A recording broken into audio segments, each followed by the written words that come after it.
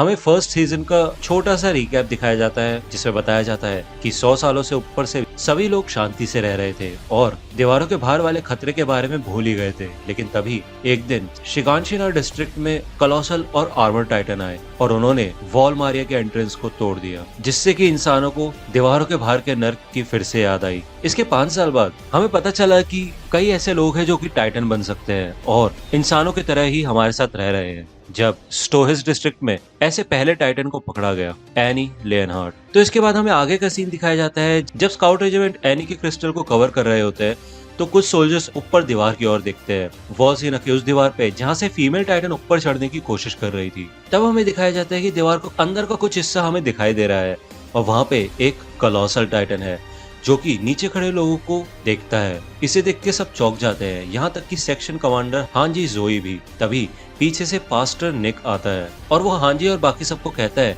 कि इस टाइटन के ऊपर किसी भी कीमत पे धूप मत पड़ने देना। इसके बाद हमें स्टोहेस डिस्ट्रिक्ट का सीन दिखाया जाता है जहाँ पे उस वॉल टाइटन को कवर करने की इन्फॉर्मेशन कमांडर एरविन को दी जाती है। उसी समय हमें मार्लो और हिच को दिखाया जाता है जो कि फीमेल टाइटन और एरन के टाइटन के बीच की लड़ाई के बाद जो तबाही मची होती है उसे साफ कर रहे होते हैं और कहते हैं कि इनकी वजह से इतने सारे मासूम लोग मारे गए। फिर यहाँ पे हमें हांजी और बाकी स्काउट्स को दिखाया जाता है जो कि वॉलसीना के ऊपर ही खड़े होते हैं और निक स्काउट्स को उस टाइटन को कवर करते हुए देख रहा होता है। इसके बाद हांजी निक से पूछती है कि जब तुम्हें और तुम्हारे फॉलोअर्स को इन टाइटन्स के बारे में पता था तो तुमने पहले कुछ क्यों नहीं कहा। तो निक हांजी की बातों को इग्नोर करता है और वो कहता है कि जो नुकसान तुमने हमारे चर्च को पहुंचाया है हमें उसका हर्जाना चाहिए। लेकिन ये सुन के हांजी को और भी ज्यादा गुस्सा आ जाता है और वो निक को दीवार के एज पे लाके खड़ा कर देती है और बोलती है कि स्काउट्स ने शुरुआत से ही इतनी सेक्रीफाइस की है जिससे कि हम सब सच जान सके और अब तुम कह रहे हो कि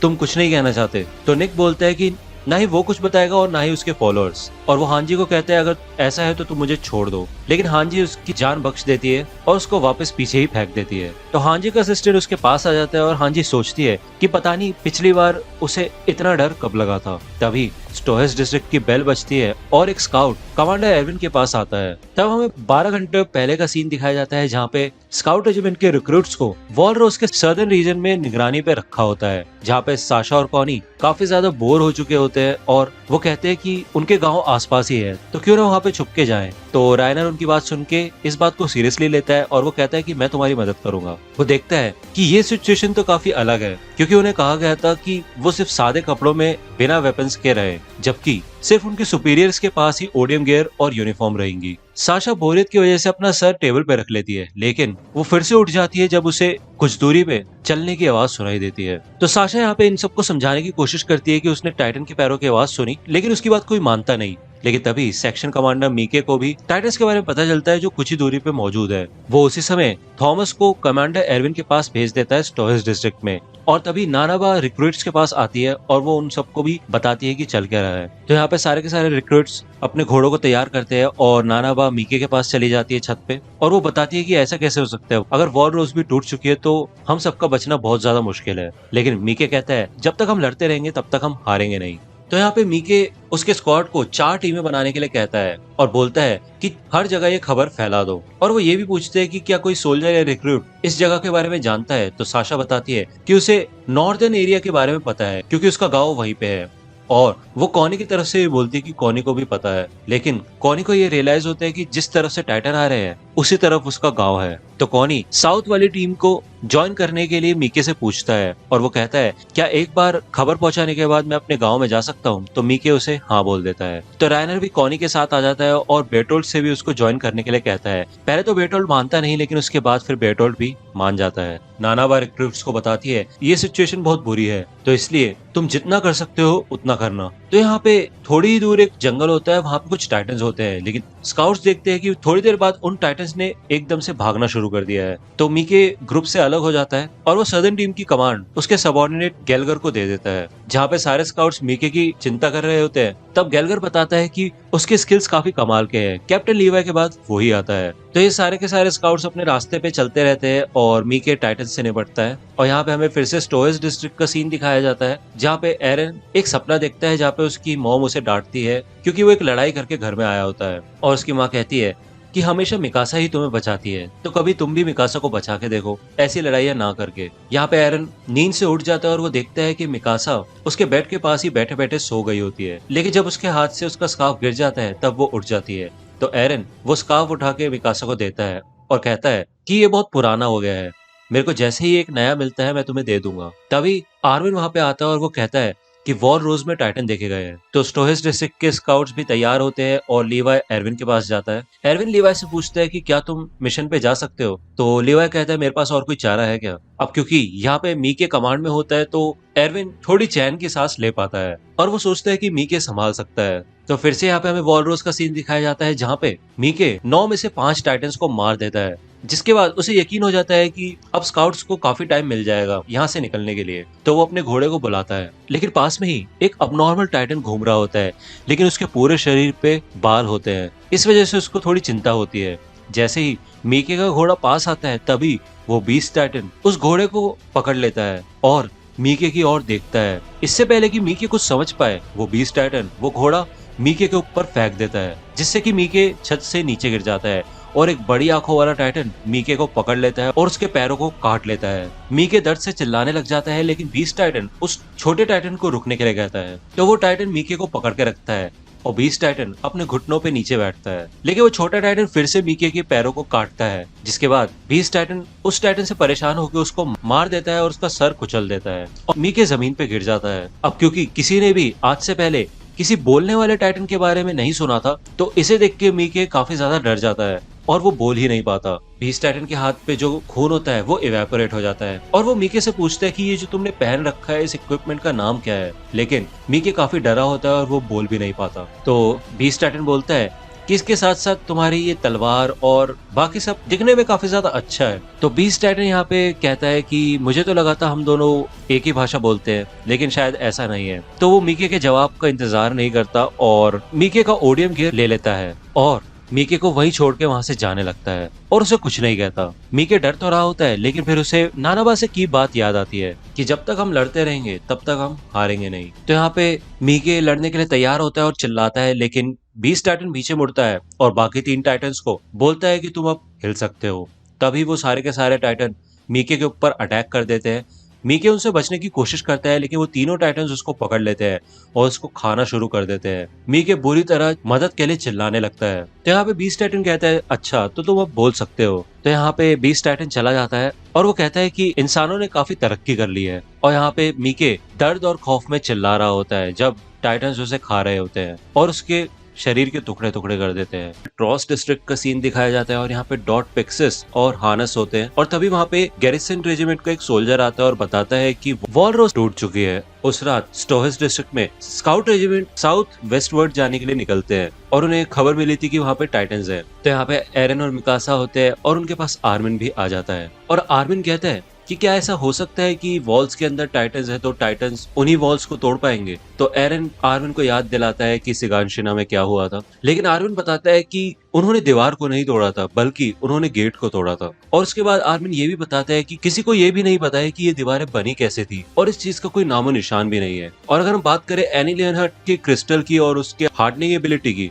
तो मुझे ऐसा लगता है कि हो सकता है कि ये दीवारें भी बिल्कुल वैसे ही बनी हो। यहाँ पे हमें सेक्शन कमांडर हांजी का सीन दिखाया जाता है और वो माइक्रोस्कोप से कुछ देख रही होती है। तभी वहाँ पे मोबलेट आता है और बताता है कि सबके सब निकल रहे हैं और अगर हम नहीं चलेंगे तो हमें छोड़ के ही चले जाएंगे। लेकिन फिर भी हांजी उस ऑब्जेक्ट को ध्यान से देखती रहती है। वो थोड़ी देर रुकती है और फिर कैप्टन लीवाई उन सबको बुला लेता है और हमें दिखाया जाता है कि हांजी उस क्रिस्टल को स्टडी कर रही होती है। उसके थोड़ी देर बाद ही एरन की घोड़ा गाड़ी में ही हांजी, लीवाई और पास्टर निक आ जाते हैं। आर्मी सोचते हैं कि ऑर्डर ऑफ द वॉल्स का प्रीस्ट यहाँ पे क्या कर रहा है और हम स्काउट्स के साथ क्यों जा रहा है। तो हांजी यहाँ पे मजाक करती है और वो कहती है कि हम दोनों दोस्त हैं और ये तो हमेशा मेरे साथ ही रहेगा। स्टोहेस डिस्ट्रिक्ट का इनर गेट खोला जाता है और कमांडर एरविन बताता है कि हम जिस मिशन पे जा रहे हैं उसमें हम सबसे पहले एर्मिक डिस्ट्रिक्ट में जाएंगे और वहाँ पे हम थोड़ा रेस्ट करेंगे वॉल रोज में जाने से पहले। जब ये लोग यहाँ से निकलते हैं तो आर्मिन ये सोचते हैं कि इतने समय से टाइटन्स जो कि हमारे सबसे बड़े दुश्मन है वो ही हमें बाकी टाइटन्स से बचा रहे थे। आगे चल के एरन को पता चलता है कि निक को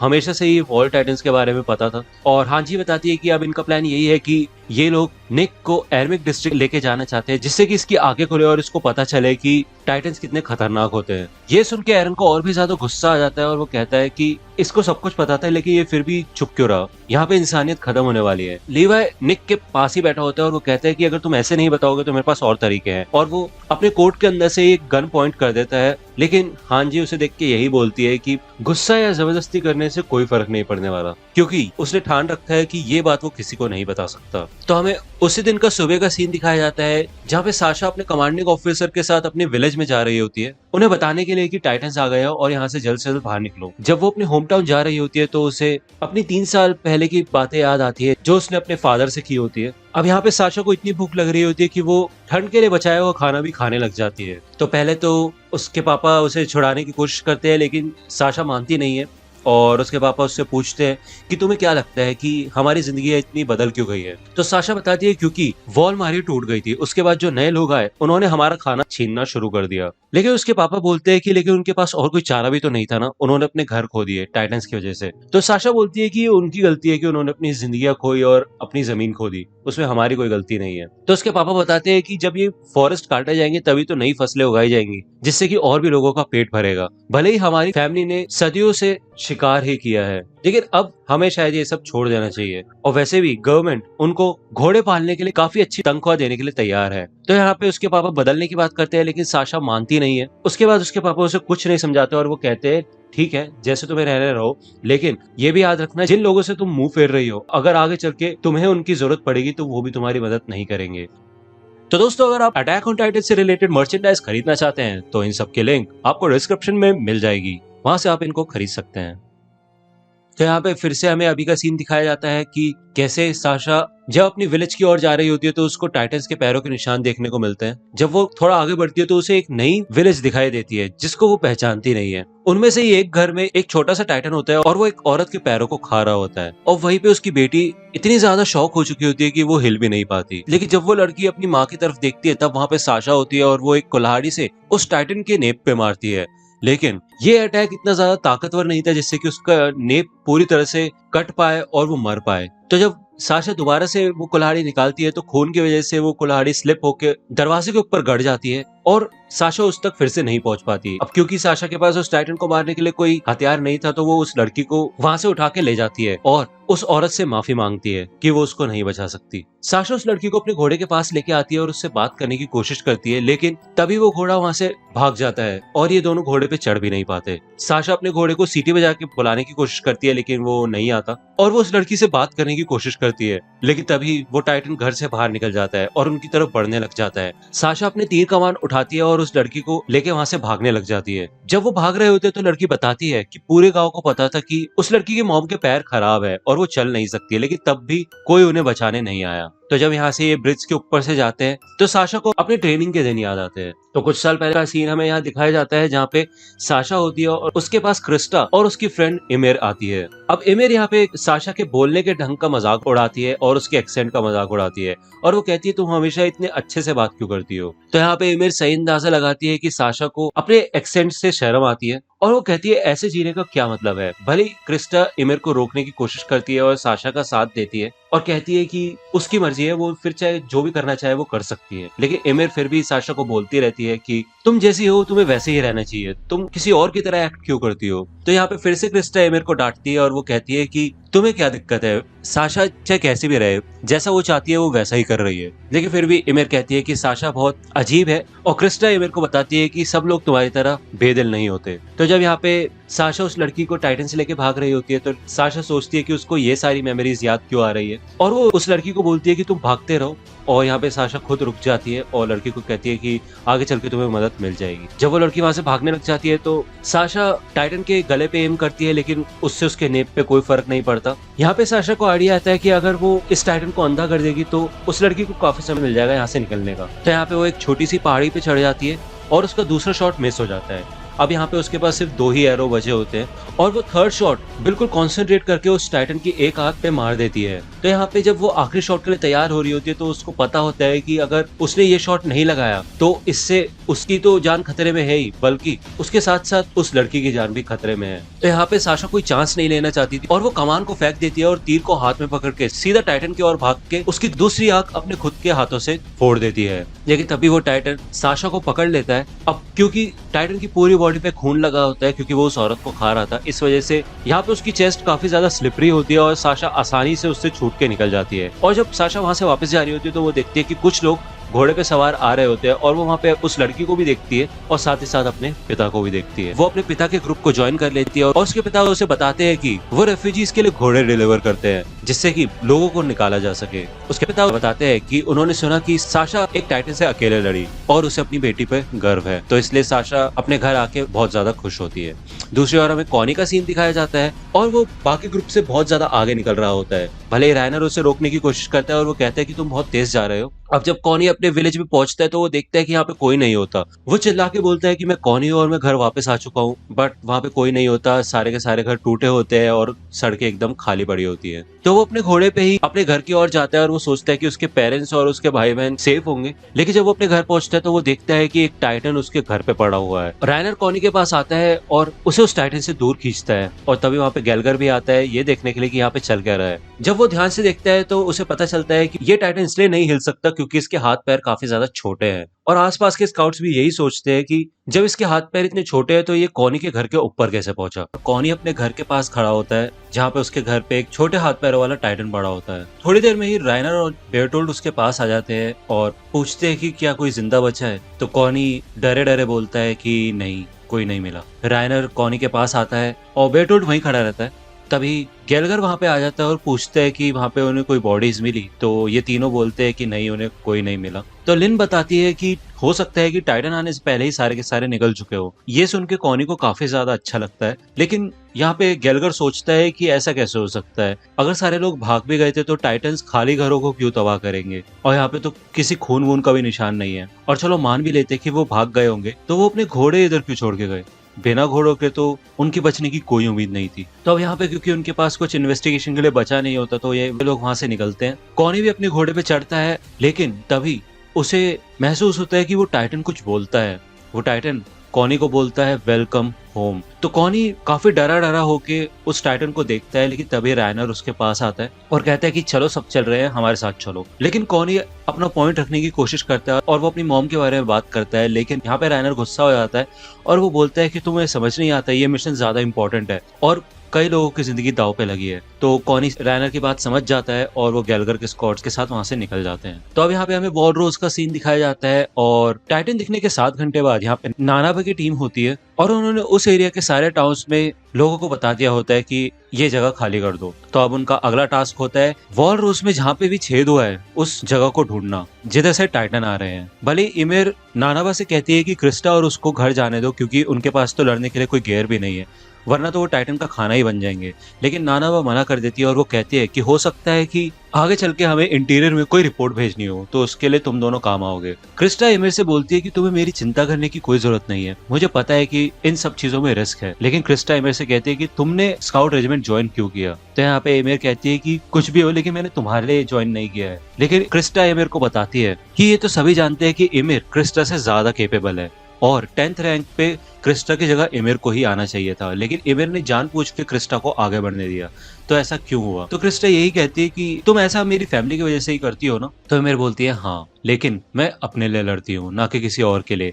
तो ये सुन के क्रिस्टा को काफी खुशी होती है। तो यहाँ पे हमें 2 घंटे बाद का सीन दिखाया जाता है जहाँ पे गैरिसन द्वारा एक डिफेंसिव लाइन बनाई गई होती है और ये लोग टाइटन से लड़ रहे होते हैं। यहाँ पे कैप्टन किड्स कैनन को संभाल रहा होता है और दूसरी ओर रिको उस टाइटन को मार गिराती है। ये सारे के सारे लोग काफी खुश होते हैं, लेकिन रिको कहती है कि हम 1-2 टाइटन्स को तो संभाल सकते हैं, लेकिन हमारी कमजोरी यही है कि अगर यही टाइटन्स काफी बड़ी मात्रा में आएंगे तो हमारे लिए मुश्किल हो जाएगी। और तो और रिको को इस पूरे अटैक में कुछ ना कुछ तो गड़बड़ लग रही होती है। दूसरी ओर हमें कैप्टन हानस का सीन दिखाया जाता है और कैप्टन हानस को भी कुछ गड़बड़ लग रही होती है। ये लोग वॉल रोज के पास होते हैं और ये सर्च कर रहे होते हैं कि कहां से वॉल टूटी है, लेकिन उन्हें अभी तक एक भी टाइटन नहीं दिखा होता है, तो वो और भी ज्यादा टेंशन में आ जाते हैं। तो हमें उसी रात का सीन दिखाया जाता है। टाइटन दिखने के 11 घंटे के बाद गेलगर की टीम यहाँ पे वॉल रोज के पास उस टूटे हुए एरिया को ही ढूंढते हुए आगे बढ़ रही होती है, लेकिन चारों ओर अंधेरा होता है। गेलगर को इसी बात का डर लग रहा होता है कि किसी भी पल एक टाइटन उनके सामने आ सकता है और उन पर अटैक कर सकता है, क्योंकि इस अंधेरे में कुछ भी दिखाई नहीं दे रहा है और हम जितना ज्यादा उस छेद के करीब जाएंगे उतना ज्यादा टाइटन्स का खतरा बढ़ेगा। लेकिन तभी गेलगर को सामने से नानावा की टीम आते हुए दिखती है और नानावा गेलगर से पूछती है कि क्या तुम्हें वो छेद मिला, लेकिन गेलगर मना करता है और इन दोनों को ही कहीं से भी छेद नहीं मिला होता और इन्हें ये भी लगता है कि हो सकता है इन्होंने मिस कर दिया हो। लेकिन हैनिंग बोलता है कि इतना बड़ा होल जहां से टाइटन निकल जाए इतनी आसानी से मिस नहीं हो सकता। ये लोग फिर से सर्च करने के लिए कहते हैं, लेकिन इनके घोड़े भी थक चुके होते हैं और ये लोग खुद भी थक चुके होते हैं। लेकिन तभी उन्हें वहां पे एक कासल दिखाई देता है और ये सोचते हैं कि अब ये सुबह सर्च करेंगे और अभी के लिए रेस्ट कर लेते हैं। तो वॉल सीना में यहाँ पे स्टोहेस डिस्ट्रिक्ट के स्काउट्स होते हैं और ये लोग एरमिक डिस्ट्रिक्ट की तरफ जा रहे होते हैं। लीवाई देखता है कि हांजी के पास एक क्रिस्टल होता है और लीवाई हांजी को बोलता है कि क्या अब तुमने पत्थर जमा करने की हॉबी बना ली है, ये क्या कर रही हो तुम। तो हांजी बोलती है हाँ, ये क्रिस्टल फीमेल टाइटन की हार्डन स्किन का है और भले ही एनी की टाइटन बॉडी तो गायब हो गई थी, लेकिन ये क्रिस्टल वहीं रह गया। हांजी बताती है कि जब उसने वॉल सीना के टूटे हुए पत्थरों की रिसर्च की थी और जो एनी का क्रिस्टल है उन दोनों की कॉम्पोजिशन सेम है। तो ये सब इन्फॉर्मेशन ध्यान में रखते हुए हांजी बताती है कि ये वॉल्स भी टाइटन द्वारा ही बनाई गई है, जैसा कि आर्मिन ने बोला था। आर्मिन भी यहाँ पे एक आइडिया देता है, लेकिन हांजी आर्मिन का मुंह बंद कर देती है और कहती है कि पहले मुझे अपनी बात खत्म करने दो। तो अब ये वॉल्स की और टाइटन हार्डनिंग की बात करते हुए हांजी बोलती है कि अगर एरन अपने टाइटन फॉर्म में अपनी स्किन को हार्ड कर पाए तो वो आसानी से वॉल मारियो को बंद कर सकते हैं। आर्मिन भी यहाँ पे एक आइडिया देता है कि हम जब भी वॉल मारियो जाएंगे तो रात में ही जाएंगे, क्योंकि रात में टाइटन्स हिल डुल नहीं सकते। भले ही एरन को अपने ऊपर इतना भरोसा नहीं होता कि वो ये काम कर पाएगा या नहीं, लेकिन लीवाई उसे बताता है कि हमारे पास और कोई चारा भी नहीं है और इंसानियत को बचाने के लिए तुम्हें ऐसा करना ही पड़ेगा। तो एरन उनकी बात मान लेता है और वो ऐसे भी वो बोलता है कि सारे के सारे राज उनके घर के बेसमेंट में छुपे हुए हैं, तो हमें वहां जाना ही होगा। कुछ समय बाद ये लोग एरमिक डिस्ट्रिक्ट पहुंच जाते हैं और एरमिक डिस्ट्रिक्ट के सड़कों पे बेघर लोग वहां से जा रहे होते हैं।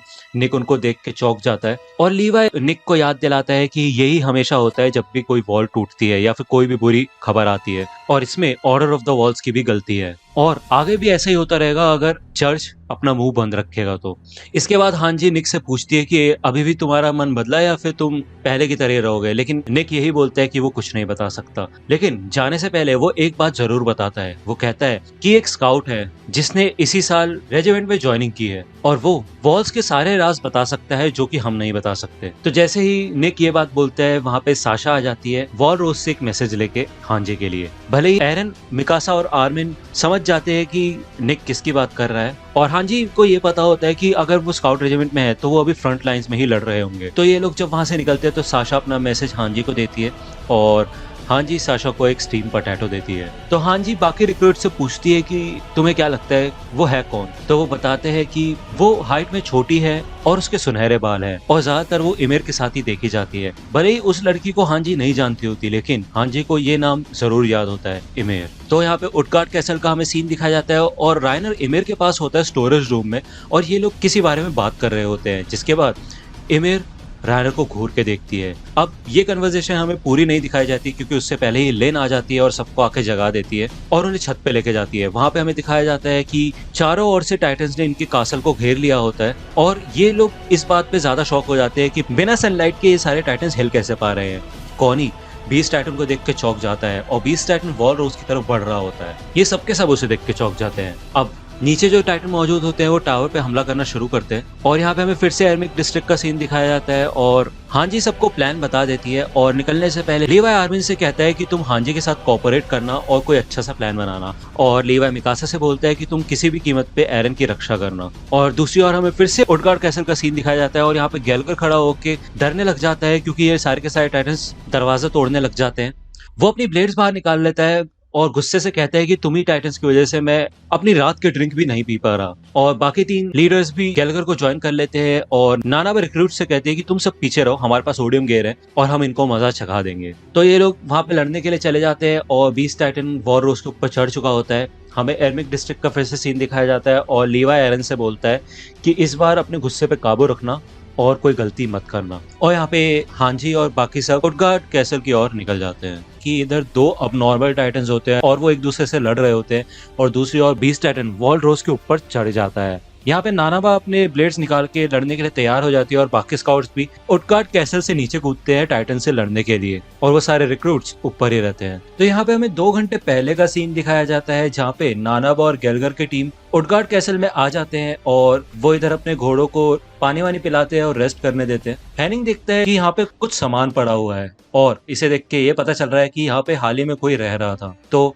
लिन ये बताती है कि हो सकता है कि कुछ बदमाश लोग हो। तभी वहाँ पे गेलगर एक अल्कोहल की बोतल लेके आता है। भले ही उसको लेबल पे क्या लिखा होता है वो समझ नहीं आ रहा होता, लेकिन उसे ये पता होता है कि ये अल्कोहल है। गेलगर सारे रिक्रूट्स को आराम करने के लिए कह देता है और वो कहता है कि सारे के सारे टॉप सोल्जर्स निगरानी करेंगे क्योंकि रात में टाइटन्स का खतरा काफी ज्यादा कम है। तो यहाँ पे क्रिस्टा को काफी चिंता हो रही होती है इस बात की कि अगर वॉल रोज में कहीं पे भी छेद नहीं हुआ है तो ये टाइटन्स आ कहां से रहे हैं। तो गेलगर बताता है कि यही हमारा काम है और कल सुबह हम इसकी इन्वेस्टिगेशन शुरू करेंगे। क्रिस्टा और हैनिंग दोनों यही बात बताते हैं कि जैसे जैसे हम वॉल की तरफ बढ़े थे वैसे वैसे टाइटन्स की संख्या भी कम होती गई थी और कम से कम टाइटन देखे गए। तो यहाँ पे इमिर कॉनी से उसके गांव के बारे में पूछती है तो कॉनी बताता है कि उन्हें वहाँ पे कोई नहीं मिला और उसे लगता है कि सबके सब बच गए हैं क्योंकि सारे के सारे घर टूट चुके थे लेकिन वहाँ पे खून वगैरह का कोई निशान नहीं था। लेकिन कॉनी को उस टाइटन की ज्यादा चिंता हो रही होती है जो कि उसके घर पे होता है क्योंकि वो टाइटन उसकी मॉम की तरह ही लग रहा था। अब यहाँ पे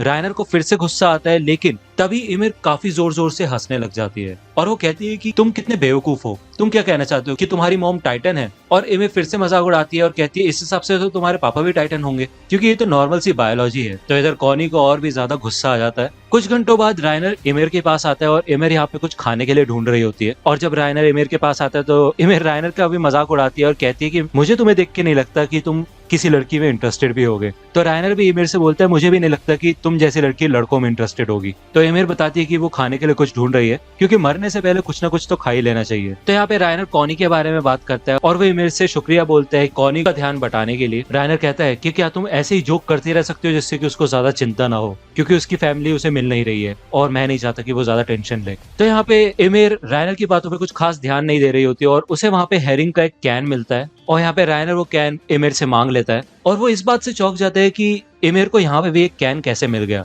लेकिन फिर वो वहाँ पे रुक जाता है और वो देखता है कि जो भी ये कैन पे लिखा है वो तो ये पढ़ ही नहीं सकता। और रायनर शौक में इमिर को देखता है और इमिर भी उसे घूर के देखती है और इमिर को पता होता है कि उसने गलती की है। अब इससे पहले कि रायनर इमिर से कोई क्वेश्चन पूछे तभी लेन आके सबको जगा देती है और कहती है कि चारों तरफ से टाइटन्स ने उनको घेर लिया है। जब ये लोग कासल के ऊपर आ जाते हैं तो ये लोग देखते हैं कि कई सारे टाइटन्स चांद की रोशनी में भी हिल पा रहे हैं। तो यहाँ पे चारों के चारों लीडर्स लड़ने के लिए चले जाते हैं और गेलगर एक टाइटन की हाथ की उंगलियां काट देता है और नानाबा उस टाइटन को मार गिराती है और गेलगर को बोलती है कि उसकी उंगलियां काटने का कोई मतलब नहीं है, इससे तुम्हारी ब्लेड ही घिसेंगी। तो गेलगर ये कहता है कि मैं इसी तरह काम करता हूँ और अगर तुम ये किल मेरे नाम पे नहीं देना चाहती तो एसएस तो दे ही सकती हो। यहाँ पे लिन भी एक छोटे वाले टाइटन को मारती है जो कि एक बड़े टाइटन के नीचे दबा होता है। तभी वो देखती है कि कासल के अंदर का दरवाजा टूट चुका है और हो सकता है कि कोई टाइटन अंदर घुस गया हो। तो वो कासल के ऊपर जाती है और वो रिक्रूट्स को बताती है कि टाइटन्स किले के अंदर आ चुके हैं, तो उन टाइटन्स को ऊपर आने से रोको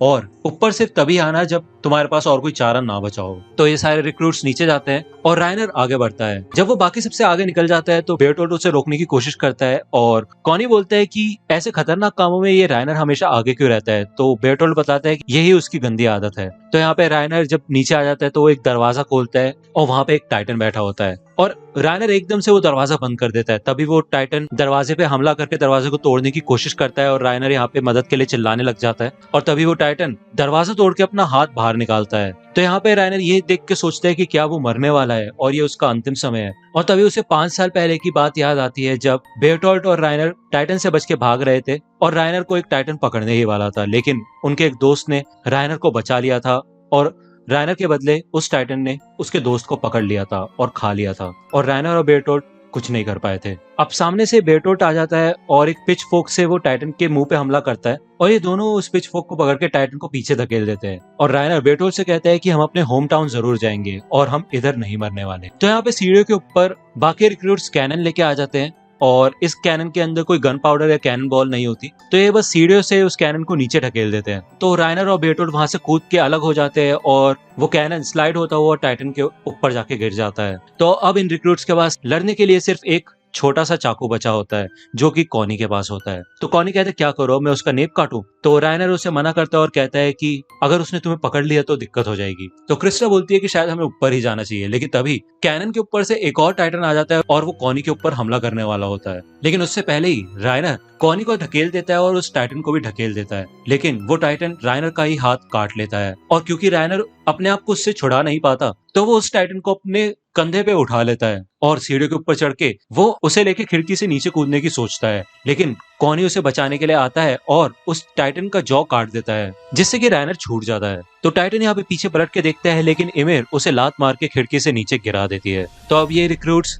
उस दरवाजे को अच्छे से बंद कर देते हैं और क्रिस्टा गैलगर की अल्कोहल राइनर के घाव पे लगाती है और राइनर से माफी मांगती है कि उससे उसे जलन हो रही है और उसके हाथ में फ्रैक्चर हो गया है। अब क्योंकि इनके पास कोई बैंडेज नहीं होती राइनर के घाव को ढकने के लिए, तो क्रिस्टा अपनी स्कर्ट में से ही थोड़ा सा हिस्सा फाड़ के राइनर के हाथ पे बांध देती है, जिससे राइनर को काफी ज्यादा अच्छा लगता है। क्रिस्टा फिर से राइनर से माफी मांगती है कि वो उसको प्रॉपर ट्रीटमेंट नहीं दे सकती, लेकिन राइनर उसे कहता है कि तुम मेरी मदद कर रही हो, उसके लिए शुक्रिया। और मन में वो बोलता है कि मुझसे शादी कर लो। तो अब यहाँ पे एमिर भी क्रिस्टा से बोलती है कि मेरी भी उंगली में थोड़ी सी चोट लग गई है। तो कॉनी एमिर से बोलता है वो तो तुम मुंह में डाल के भी ठीक कर सकती हो, इतने ड्रामे करने की जरूरत नहीं है। और कॉनी राइनर से माफी मांगता है कि उसकी वजह से राइनर के ऊपर मुसीबत आई, और वो बताता है कि राइनर और एनी दोनों ने ही उसकी जान काफी बार बचाई है और कभी ना कभी वो उनकी भी मदद करेगा। तो यहाँ पे राइनर फिर से अपने पुराने दिन को याद करता है जब उसके दोस्त ने राइनर की जान बचाई होती है। तो राइनर बोलता है कि मैं एक सोल्जर हूँ और मैं तो बस अपना काम कर रहा था। तो कॉनी बेटोल्ट से पूछता है कि क्या राइनर हमेशा से ही ऐसा है, लेकिन बेटोल्ट बोलता है कि पहले राइनर एक वॉरियर था, जिससे कि राइनर थोड़ा कंफ्यूज हो जाता है। अब इमे यहाँ खिड़की से बाहर देखती है तो उसे दिखता है कि स्काउट्स ने ज्यादातर टाइटन्स को हरा दिया होता है और यहाँ पे नानाबा और गैलगर चैन की सांस लेते हैं और लिन रिक्रूट्स को देखने जाती है। लेकिन तभी उन्हें एक आवाज सुनाई देती है और एक बड़ा सा पत्थर आके स्टेबल पे गिरता है, जिससे कि सारे के सारे घोड़े मर जाते हैं। उसके बाद उन्हें दोबारा से यही आवाज सुनाई देती है और एक बड़ा सा पत्थर उटगार्ड कैसल के ऊपर आके गिरता है, जिससे लिन और हैनिंग दोनों के दोनों मर जाते हैं। अब सारे के सारे रिक्रूट्स नानाबा और गैलगर के पास आ जाते हैं टावर के ऊपर, और कॉनी को समझ आ जाता है कि ये बीस्ट टाइटन ही है जो ऐसा कर रहा है। और जब वो टावर से नीचे देखता है तो वहां से बहुत सारे टाइटन्स आ रहे होते हैं। तो नानाबा कहती है कि इसका मतलब ये एक तरीके की स्ट्रेटेजी है और ऐसा लग रहा है कि हमारे साथ वो टाइटन खेल रहा है। और यहाँ पे वॉर रोज के ऊपर खड़ा होकर बीस्ट टाइटन चिल्लाता है और वो वॉर रोज की दूसरी साइड से नीचे उतरने लग जाता है। तो अब नानाबा और गैलगर फिर से टाइटन से लड़ना शुरू करते हैं, लेकिन उनके गैस और ब्लेड्स खत्म होने लगती है। तो अब ये यहाँ पे अपने इक्विपमेंट चेक करते हैं और गैलगर के पास उसकी गैस और ब्लेड्स दोनों खत्म हो चुकी होती है और नानाबा के पास सिर्फ एक ही पेयर बचा होता है ब्लेड्स का और थोड़ी सी गैस बची होती है। तो गैलगर अपने आप को मरने के लिए तैयार कर लेता है और उसके सर पे भी काफी चोट लगी होती है, जिससे उसका काफी खून बह रहा होता है और उसको इस बात का दुख हो रहा होता है कि वो आखिरी बार भी ड्रिंक नहीं पी पाया और वो खुद को छोड़ देता है और नीचे गिर जाता है। अब एक टाइटन गैलगर को पकड़ लेता है, लेकिन नानाबा कूद के उस टाइटन को मार देती है, लेकिन उसकी ब्लेड्स भी टूट जाती है और उसकी गैस भी खत्म हो जाती है और गैलगर दीवार में एक छेद से टावर के अंदर चला जाता है और नानाबा को चारों तरफ से टाइटन्स घेर लेते हैं। तो टावर के अंदर गैलगर को वो अल्कोहल की बोतल मिलती है और वो काफी खुश होता है कि आखिरी बार वो ड्रिंक पी पाएगा। लेकिन जैसे ही वो बोतल वो अपने मुंह से लगाता है तब एक दो बूंदे ही उसके चिन पे गिरती है और वो अपने लक को कोसता है और तभी एक टाइटन उसको पकड़ लेता है और वो चिल्ला के बोलने लगता है कि पूरी की पूरी बोतल कौन खत्म कर गया। अब जब वो टाइटन उसे बाहर खींच रहा होता है तो उसका सर दीवार पे लगता है और वो बेहोश हो जाता है। तो अब ये सारे रिक्रूट्स अपने कमांडिंग ऑफिसर्स को देख रहे होते हैं कि वो मर रहे हैं। क्रिस्टा गुस्से में उन टाइटन्स के ऊपर पत्थर फेंकती है, लेकिन इमेर उसे रोक लेती है और कहती है कि तुम सावधान रहो वरना तुम गिर जाओगी। नीचे एक टाइटन गैलगर को खा रहा होता है और बाकी टाइटन्स नानाबा के लिए लड़ रहे होते हैं और नानाबा की पहले से ही एक टांग गायब हो चुकी होती है। नानाबा काफी ज्यादा डर चुकी होती है और वो अपने पिता को याद करती है और तब तक चिल्लाती रहती है जब तक टाइटन उसे खा नहीं जाता। अब कॉनी यहाँ पे काफी ज्यादा डिप्रेस हो जाता है और वो सोचता है कि किया क्या जाए और क्रिस्टा बोलती है कि उसे भी लड़ना है, लेकिन इमिर क्रिस्टा को डांट देती है और कहती है कि तुम क्या चाहती हो, क्या तुम कोई मौका ढूंढ रही हो कि हमारे सुपीरियर्स ने एक तो अपनी जान दांव पे लगाई और अब तुम यहाँ पे अपने मरने का मौका ढूंढ रही हो जिससे कि तुम भी हीरो की तरह गिनी जाओ। क्रिस्टा को थोड़ा डांटने के बाद इमिर कॉनी के पास जाती है और कहती है वो चाकू मुझे दो और वो कहती है कि मैं लड़ना चाहती हूँ। भले उसके पास कोई प्लान नहीं है लेकिन वो लड़ेगी जरूर। और इमिर क्रिस्टा के पास आती है और उसे वो उस वादे के बारे में याद दिलाती है जो कि उन्होंने ट्रेनिंग के दिनों में किया था। इमिर कहती है कि उसको कोई हक नहीं है क्रिस्टा को ये बताने का कि वो कैसे जिए, लेकिन क्रिस्टा को एक ऐसी जिंदगी जीनी चाहिए जिससे उसको गर्व हो। तो अब कॉनी का वो चाकू हाथ में पकड़ के इमे भागते हुए जाती है और टावर से नीचे कूद जाती है टाइटन्स की ओर। वो उस चाकू से अपने हाथ पे कट लगाती है और वो एक टाइटन में ट्रांसफॉर्म हो जाती है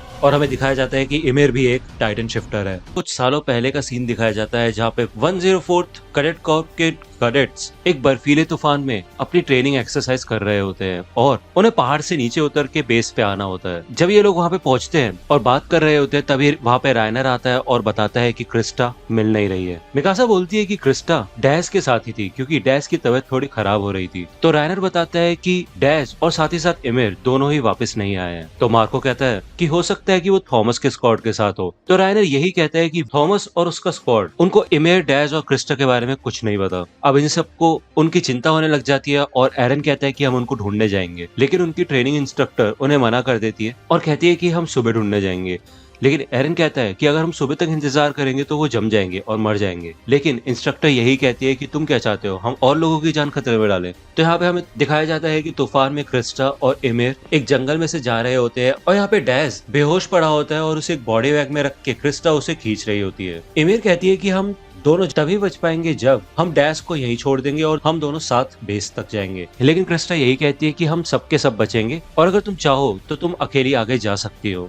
तो इमिर क्रिस्टा से कहती है कि तुमने मुझसे अभी तक मदद क्यों नहीं मांगी। तब इमिर को एहसास होता है कि क्रिस्टा डैश को नहीं बचाना चाहती और साथ ही साथ खुद को भी नहीं बचाना चाहती। असलियत में तो क्रिस्टा डैश के मरने को एक मौका मान रही है जिससे कि वो खुद को भी मरने दे और लोगों के सामने एक हीरो टाइप बन जाए कि वो किसी को बचाते बचाते मरी। लेकिन क्रिस्टा बोलती है कि नहीं, ऐसा कुछ नहीं है। तब इमिर कहती है कि मुझे तुम्हारे पास्ट के बारे में सब कुछ पता है, तुम एक नोबल मैन की बेटी हो जिसकी जान खतरे में है। और वो बताती है कि ये ट्रेनिंग से पहले के दिनों की बात है जब वो एक गलत जगह पे सही समय पे थी और उसने ऑर्डर ऑफ द वॉल्स की बातें सुन ली थी कि एक क्रिस्टा नाम की लड़की है और उसकी कुछ फैमिली प्रॉब्लम्स की वजह से उसे मारना होगा। लेकिन अंत में यही फैसला लिया गया था कि अगर हम इसको नया नाम दे देंगे और इसकी जिंदगी की नई शुरुआत कर देंगे तो इसको मारना जरूरी नहीं होगा। इसी वजह से क्रिस्टा ने कैडेट कॉर्प्स को ज्वाइन किया। तो क्रिस्टा कहती है कि इमिर, इसका मतलब तुमने मुझे ढूंढने के लिए कैडेट कॉर्प को ज्वाइन किया। लेकिन इमिर कहती है नहीं, ऐसा कुछ नहीं है, मैंने मिलिट्री को इसलिए ज्वाइन किया क्योंकि हम दोनों का पास काफी हद तक एक जैसा ही है। क्रिस्टा कहती है तो क्या तुम मेरी दोस्त बनना चाहती थी। तो इमिर कहती है कि नहीं, हम दोनों एक जैसे बिल्कुल भी नहीं है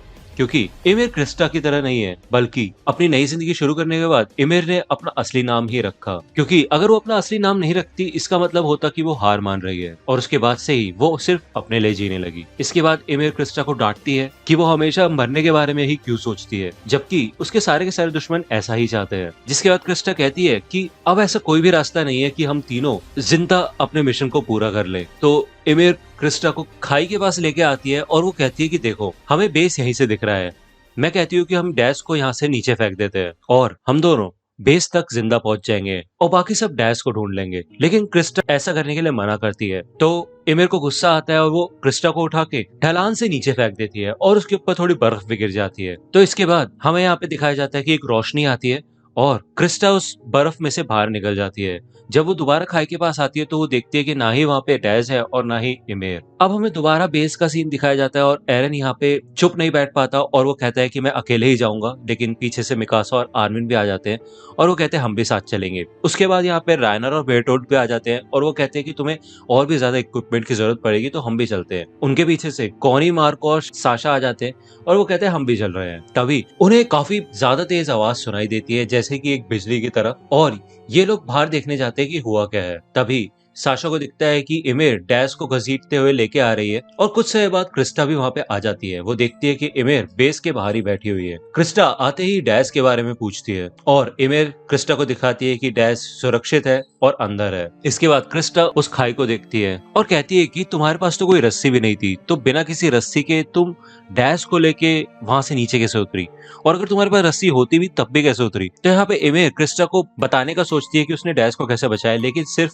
तब जब क्रिस्टा अपने असली नाम से जीना शुरू कर देगी। और जब भी सबको इमिर के बारे में पता चलेगा तब क्रिस्टा अपने असली नाम से रहना शुरू कर देगी। तो यहाँ पे हमें फिर से उडगार्ड कैसल का सीन दिखाया जाता है और इमिर उडगार्ड कैसल से नीचे कूद जाती है और सोचती है कि बचपन में इमिर और क्रिस्टा दोनों एक ही जैसे थे, दुनिया उनसे नफरत करती थी और वो ये सोचते थे कि अगर ये पैदा ही नहीं हुए होते तो ही अच्छा होता, इससे काफी लोग खुश होते। इसी वजह से इमिर ने अपनी असली जिंदगी को छोड़ दिया।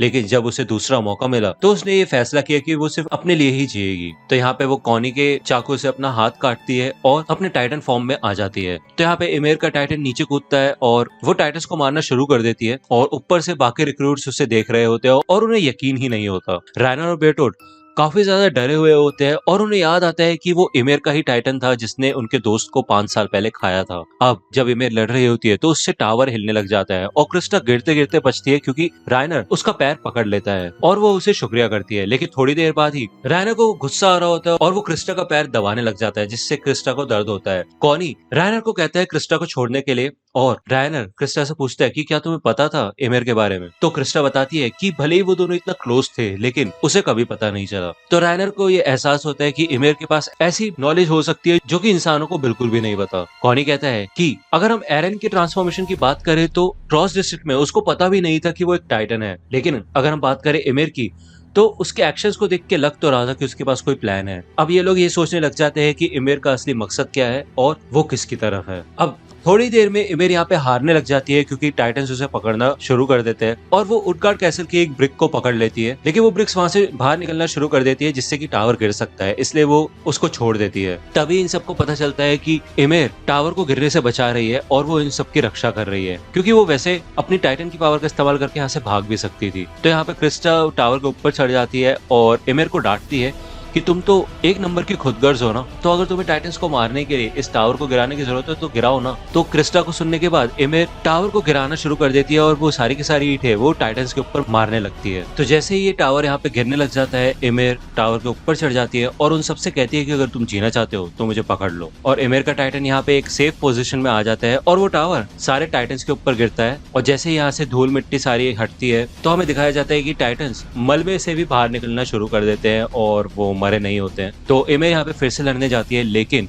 इस बार वो सारे के सारे टाइटन्स काफी जल्दी इमेर के ऊपर अटैक कर देते हैं और इमेर यहाँ पे हारने लग जाती है। टाइटन्स इमेर के टाइटन को पकड़ के खाने लग जाते हैं और बाकी सारे रिक्रूट्स खड़े होकर देखते रहते हैं क्योंकि वो उसकी मदद नहीं कर सकते। क्रिस्टा भाग के इमेर के पास जाने लग जाती है और कहती है कि क्रिस्टा ने इमेर से वादा किया था, लेकिन क्रिस्टा वहीं रुक जाती है जब साइड से एक टाइटन आ जाता है और उसको पकड़ने वाला होता है। लेकिन तभी वहां पे एक स्काउट आता है और वो टाइटन के नेप को काट देता है।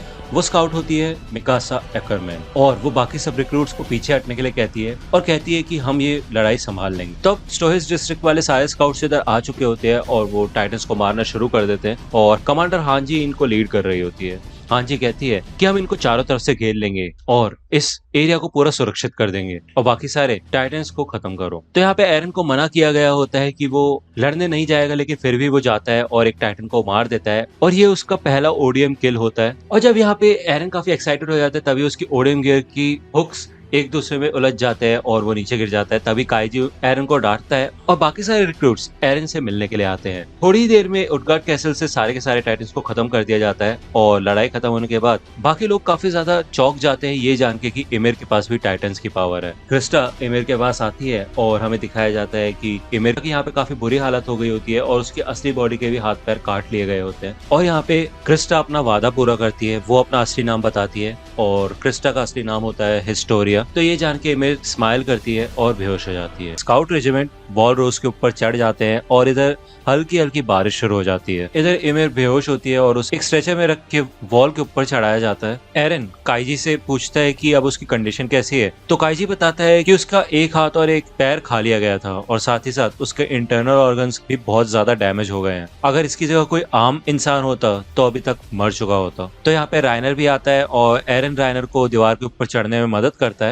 और यहाँ पे हिस्टोरिया सेक्शन कमांडर हांजी से बात कर रही होती है और कह रही होती है कि इमेर इंसानियत की दुश्मन नहीं है और भले ही उसने अपनी टाइटन्स की पावर छुपाई थी लेकिन फिर भी वो हमारे साथ है। और हांजी हिस्टोरिया से यही कहती है कि अगर वो हमारे साथ मिलके काम करना चाहती है तो हम जरूर उसके साथ काम करेंगे क्योंकि उसके पास टाइटन से जुड़ी हुई काफी सारी इन्फॉर्मेशन हो सकती है जो कि हमारे काफी काम आ सकती है। इसके बाद हांजी हिस्टोरिया से पूछती है कि तुमने कहा था कि तुम राइस फैमिली से हो, है ना, और तुम्हारा पूरा नाम हिस्टोरिया राइस है, तो क्या ये सच है? तो हिस्टोरिया कहती है हाँ, और ये राइस फैमिली इंटीरियर की रॉयल फैमिली है। तो अब ये दोनों मोबलेट और नीफा के पास जाते हैं जो कि इमेर के पास होते हैं। मोबलेट बताता है कि एमेर के घाव हील हो रहे हैं और उसी वजह से ये स्टीम निकल रही है। तो हांजी कहती है कि एमेर को ट्रॉस डिस्ट्रिक्ट भेजा जाएगा जिससे कि उसको प्रॉपर ट्रीटमेंट मिल पाए, और बाकी स्काउट्स एक प्लान बनाएंगे जिससे कि वॉलरोस के अंदर हुए छेद को ढूंढा जा सके। तो यहाँ पे हमें रायनर का सीन दिखाया जाता है जो कि काफी टेंशन में होता है क्योंकि उटगार्ड कैसल में एक टाइटन ने उसके हाथ पे काट लिया था, और वो कहता है कि ये ऐसा दूसरी बार हुआ है जब वो मौत को छू के वापस आया हो। और वो आर्मी से भी कहता है कि तुम्हें याद है ना कि फीमेल टाइटन ने भी मुझे पकड़ लिया था जब हम 57 एक्सटीरियर स्काउटिंग मिशन के लिए गए थे। तो यहाँ पे रायनर को टेंशन होती है कि अगर ऐसा ही होता रहा तो वो जल्द ही मर जाएगा और बचेगा नहीं। तो एरन भी यही कहते हैं कि रायनर और बेटोल दोनों ही अपने होम टाउन से काफी दूर है और इस वजह से उनको काफी ज्यादा टेंशन हो रही है। लेकिन यहाँ पे बेटोल को काफी जोश आ जाता है और वो रायनर से कहते हैं कि अब हमें चिंता करने की कोई जरूरत नहीं है और हम जल्द से जल्द अपने होम टाउन में जा सकते हैं।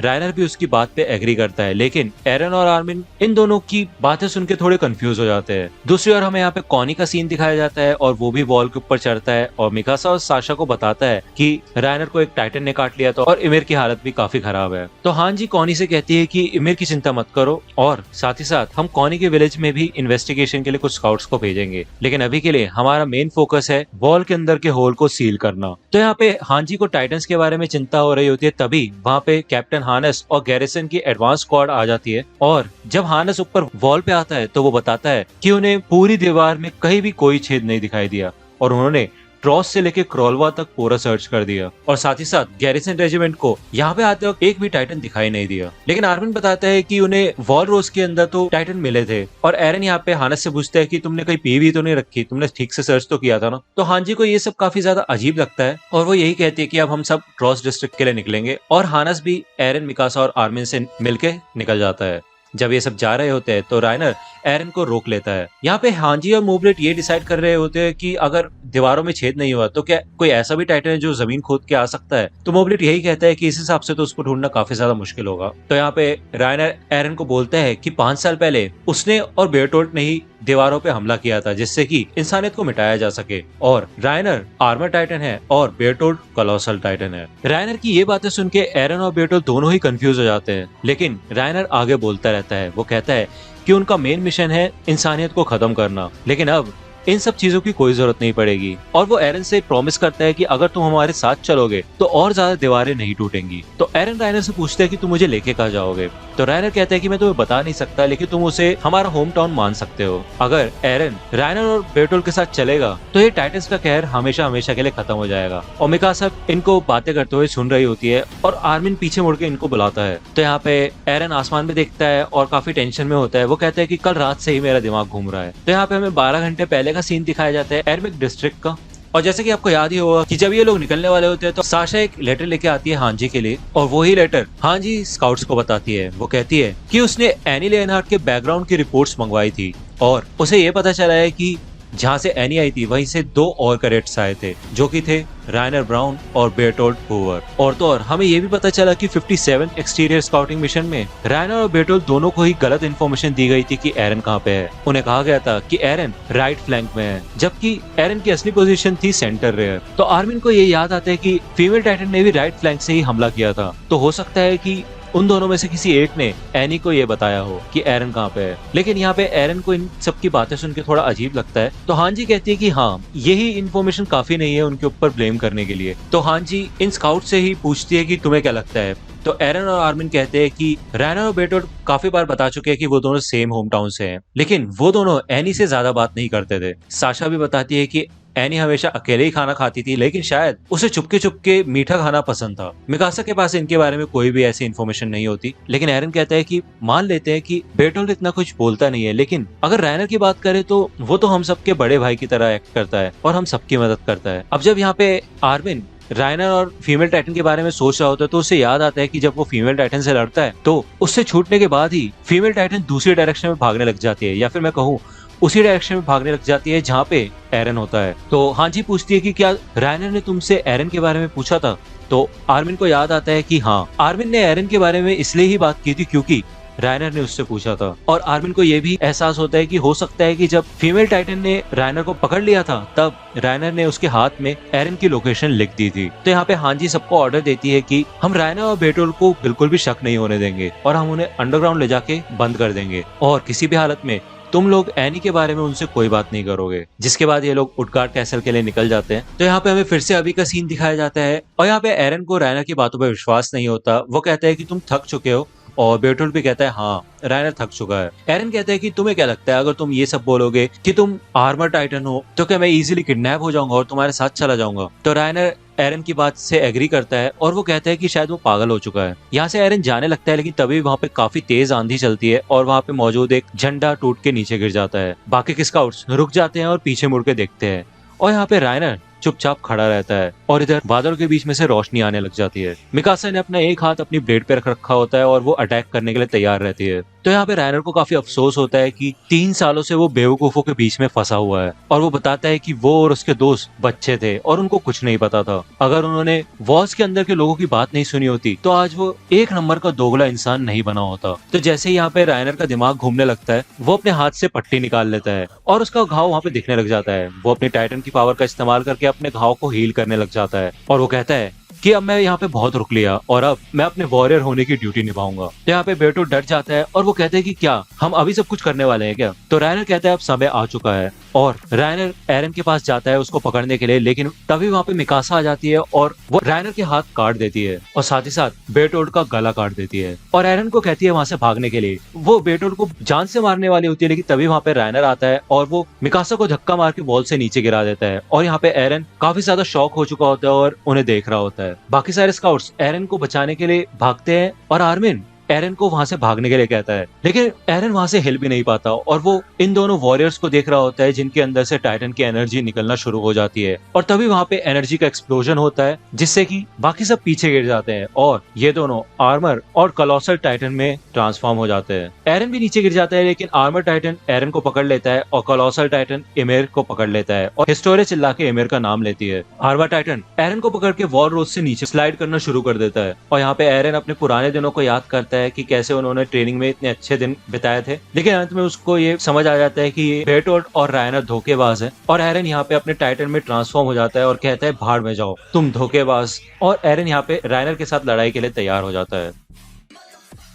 दिखाया जाता है कि रायनर और बेटोल्ट एक जंगल में से जा रहे होते हैं और एरन और आर्मिन से ये डिस्कस कर रहे होते हैं कि तुमने मिलिट्री ज्वाइन क्यों किया। रायनर बताता है कि उसे अपने होम टाउन वापस जाना है और बेटोल्ट कहता है कि उसे मिलिट्री पुलिस ज्वाइन करनी है जिससे कि वो इंटीरियर में एक अच्छी जिंदगी जी सके। लेकिन एरन कहता है कि वो चाहता है कि सारे के सारे टाइटन्स खत्म हो जाए और उन्हें ही मारने के लिए उसने मिलिट्री को ज्वाइन किया है। वो एक खाई के पास आ जाते हैं और जब बादल हटते हैं तो वहाँ पे चांद की काफी अच्छी रोशनी होती है जिससे कि उन्हें वहाँ पे एक लेक दिखाई देने लग जाती है। रायनर ये देख के काफी ज्यादा इम्प्रेस होता है कि ये जानते हुए भी टाइटन्स इतने खतरनाक होते हैं फिर भी एरन ने अभी तक हार नहीं मानी है और रायनर कहता है कि उसे एरन पे पूरा भरोसा है कि वो ट्रेनिंग तो पूरी कर ही लेगा। तो यहाँ हमें फिर से वॉलरोज का सीन दिखाया जाता है जहाँ पे एरन अपने टाइटन फॉर्म में ट्रांसफॉर्म हो जाता है और उसे इस बात पे गुस्सा आ रहा होता है कि रायनर और बेटोल्ट धोखेबाज है और उन्होंने खुद ही ऐसा साबित करके दिखाया है। वो काफी पावरफुल पंच मारता है रायनर पे लेकिन रायनर को उससे कुछ नहीं होता। एरन और आर्मर टाइटन दोनों ही जमीन पे जाके गिरते हैं। मिकासा भी यहाँ पे दीवार पे होती है और उसे अपने आप पे गुस्सा आता है कि उसने उसी टाइम रायनर और बेटोल्ट की गर्दन क्यों नहीं उड़ा दी, क्योंकि ऐसा मौका उसे फिर से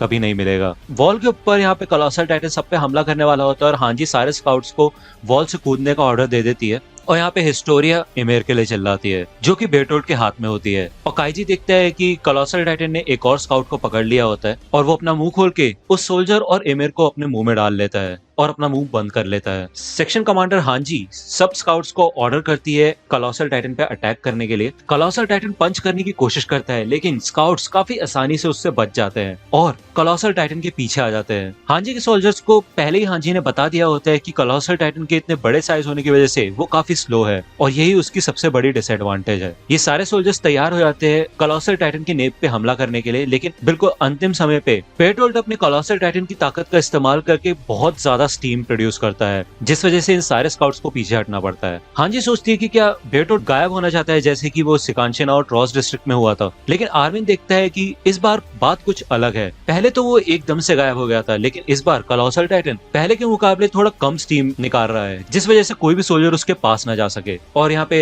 आर्मिन अपना ओडियम गियर भी यूज करके देखता है तो वो स्टीम इतनी ज्यादा पावरफुल होती है कि उनका हुक भी वहां तक नहीं पहुंच पाता। तो हांजी यही कहती है कि अभी के लिए हम कुछ नहीं कर सकते सिवाय इंतजार के, और टीम 3 और 4 को ऑर्डर देती है कोलोसल टाइटन के पीछे जाने के लिए और उनका लीडर रशद होता है। दूसरी ओर टीम 2 की लीडर लॉडा होती है जिसे आगे रखा जाता है और हांजी कहती है कि कभी न कभी तो बेटोल उस टाइटन से बाहर निकलेगा ही ना, जब वो ऐसा करेगा तब हम उसे बिना हिचकिचाहट के मार देंगे। और ये सुन के आर्मिन को अच्छा नहीं लगता और हांजी टीम 1 और आर्मिन को अपने साथ वॉलरोस के नीचे ले आती है जहाँ पे एरन और आर्मर टाइटन लड़ रहे होते हैं। टीम 2 के पास हिस्टोरिया और कॉनी होते हैं और वो जख्मी स्काउट्स को पीछे ले जा रहे होते हैं और नीफा भी उन्हें कहती है कि थोड़ा दूर रहना। हिस्टोरिया नीफा से कहती है कि इमेर अभी तक मरी नहीं है तो प्लीज उसे बचाने की कोशिश करना। और कॉनी को यहाँ पे रायनर और बेटोल की चिंता हो रही होती है। वो कहते हैं कि उनके पास भी ओडियम गियर नहीं है तो उनका भी थोड़ा ध्यान रखना। और इसे देख के पता चलता है कि कॉनी को नहीं पता होता कि रायनर और बेटोल्ट ही आर्मर और कोलोसल टाइटन है। तो यहाँ पे नीचे हमें दिखाया जाता है कि